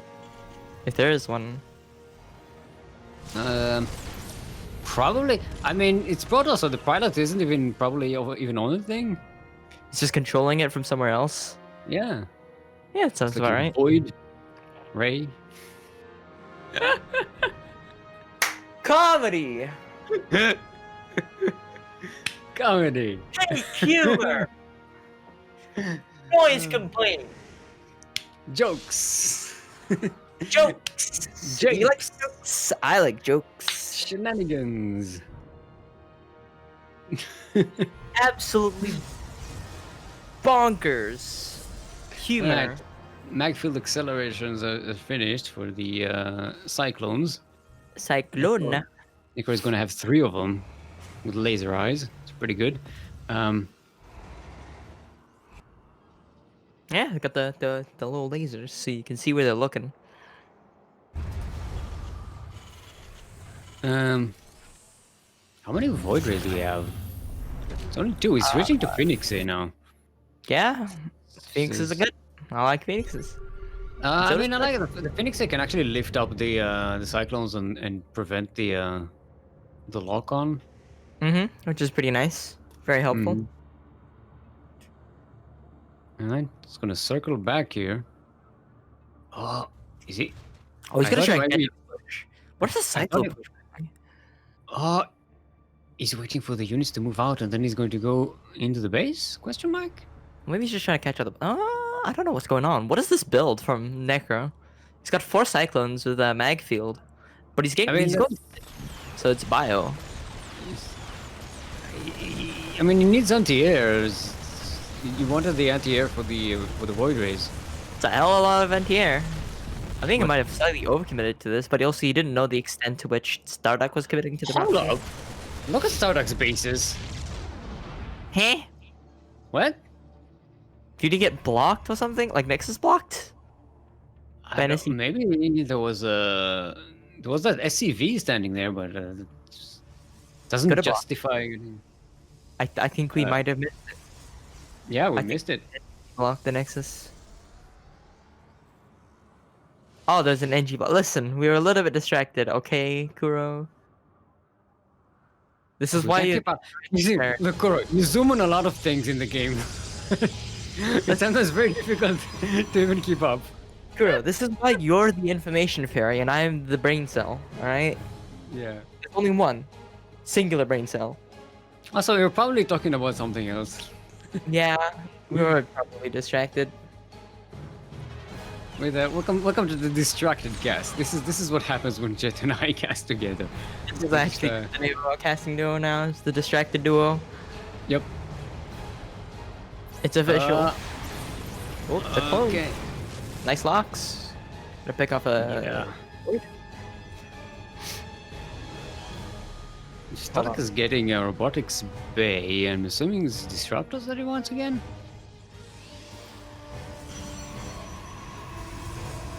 Disruptors would be pretty nice right about now. No, it's Colossus. It's alright, my nose problem, sinuses. It's gonna be Colossi. Oh, it's still happening. Hold on. You're gonna have to take over for a second. Alright. Necro is still on 2 bases. He hasn't made a 3rd base. Ooh, this is starting to get real dangerous for StarDuck, because this is turning into some 2 base all-in nonsense for Necro. But we have seen StarDuck kind of survive, even though he didn't have quite the defenses. Maybe he can start making carriers now and be fine. He's moving in with the Phoenix A is lifting up the Cyclones. There's 1 Colossus left here. And the Immortal, this is actually doing a tremendous amount of damage in cleaning out the Terran army. He took some losses, StarDuck. But he still has enough here. And he's getting a 3rd base, while Necro is still on 2 bases. He hasn't even made a command center, let alone an orbital command that's ready to be set down as a base. Oh, Necro is just now starting on Gossip Shells. He doesn't even have any Marauders yet. Which is going to be something that's really helpful against StarDuck's forces. But I think StarDuck can literally just go now, right now. Maybe he doesn't know it yet, but Necro just doesn't have anything to defend. He just lift up the tank, take it out of the equation. The Colossus is going to take care of the Marines. Looks like StarDuck is being hesitant. He's going to step away. Yeah, that hesitation is probably gonna cost him. I really apologize about that. I'm having some sinus issues right now. Fine. Still sniffling. It's not blocked. preventing me from talking. Sniffalopagus. Listen, this is not a new issue. This happens constantly. Even during casts. Necro is going for a drop. This time, StarDuck does not have stalkers waiting to intercept it. Uh-oh. What is hesitating on the other side of the map is this might be the turning point that Necro really needed. Yeah, he's being decisive with this push, which is not good. Not charge load, these are slow lots. Yeah, indecisiveness in a matchup like TVP is killer. Such a volatile matchup. Like I've said before, that I didn't workers and he's got 3 bases, so he's sitting more stable, but still. yeah. The thing is, he's not really doing damage. He's letting Necro get a 3rd base right now. He accidentally clicked on his Templar Archives with his Colossus. It's a Colossus thing. Colossus is just like pew, pew. Like the commander's just like, yo, what the hell are you doing? The Archon isn't really ready yet. Force fields are not being used. He wasn't paying attention. Joker force field. Down, the Marauders are jumping on top of it. This push is gonna get delayed heavily though because of those force fields. Like, look at them getting choked up in there. Yeah. Oh, tempo down. Problem is, like, StarDuck is delaying the push, but he should be killing Necro, not delaying a push. Yeah. That's the weird, like, strategic situation right now. Especially because Necro's committing. He's pulled the boys as usual. Like, that's a lot of boys. Yeah, he hasn't established the 3rd yet. He got the building, but he, you know. How many boys does he have with him? I know, he canceled. Oh, no, okay, he got the commander. He's got, what is that? 7, 10, 13, 14, 15, 14. He's got 17. Ooh, nice flank with the Zealots. He's got a lot of boys there. Yeah, GG is called, and StarDuck is going to be your 5 times, count them, 5 times MSO champion. Breaking the record of Emin. Finally, it took him like 3 weeks. He's been working with this for a while. Yeah. Since his last win over MSO 40. Actually, not 3 weeks, a month. More than a month. Because it is alternating. Yeah, because we're alternating. Yeah, so that's not, now we can safely get promoted, and get to the where he belongs, in Grand Platypus Open. Whereas he's been taking games off of professional players now. That's where he's at the moment. Yeah, it's pretty damn good. Like he's just. So now Yaku needs to come up with a new trophy. 5MO. MSO. 5 M50. M50. That's the word. Sorry, I'm an idiot. Listen. Because I got confused with SDO, which is 5DO. Because you switch the S to a 5. Yeah. So it's M50. Yeah, you don't switch the M with the 5SO. Yeah. I'm an idiot. Anyway, speaking of idiots, Jet, why don't you tell the people at home where they can find more of you? Well, I often stream video games. I don't stream StarCraft at the moment because my wrists hurty. And they hurty more when I play StarCraft. But I play some video games sometimes. Mostly focused on Titanfall 2 at the moment. But anyways, you can find me at twitch.tv/JettAlyx. Hit that Prime Gaming and give me some free money. And on Twitter, yeah, but remember your promise though. Yeah. You promised that if people subscribe, you get to take good care of yourselves. Yeah. I also don't have the money to get more stuff anyways. Good care of yourself. Yeah, that, and also to get more vape stuff anyway, so. Also, don't subscribe to Jet so she doesn't have money to buy more vape stuff. Listen, alright? You're sending a conflicting message here. Not how this works. Alright? Yeah, that's me. Twitch.tv/JettAlyx and twitter.com/JettAlyx. Alright. And you can find me and twitch.tv/steelmold. That's twitch.tv/steelmold. Steel like the metal. Mold like the thing you put the metal in so that it retains its shape when it cools down. And also on Twitter, steel_mold. That is steel_mold. Thank you all for joining us. Thank you, Jet. Congratulations to StarDuck for winning. Our next cast is going to be in about 10 hours, question mark. I always get the calculation here off. We have the Sentimiento Latino in about 10 hours. Which will be casted by Light VIP and I'm assuming Yoda Slim or Milk or one of the Americas peoples. So make sure you check that out if you're into that. The whole Latin American scene, which I think we're casting more Latam stuff than anything else nowadays. Which is weird. Thank you to Kuro, otherwise known as Group, otherwise known as 16 Squad Sanseki. She was your observer/streamer/admin today. Light VIP was the lead admin and supplier of the prize money.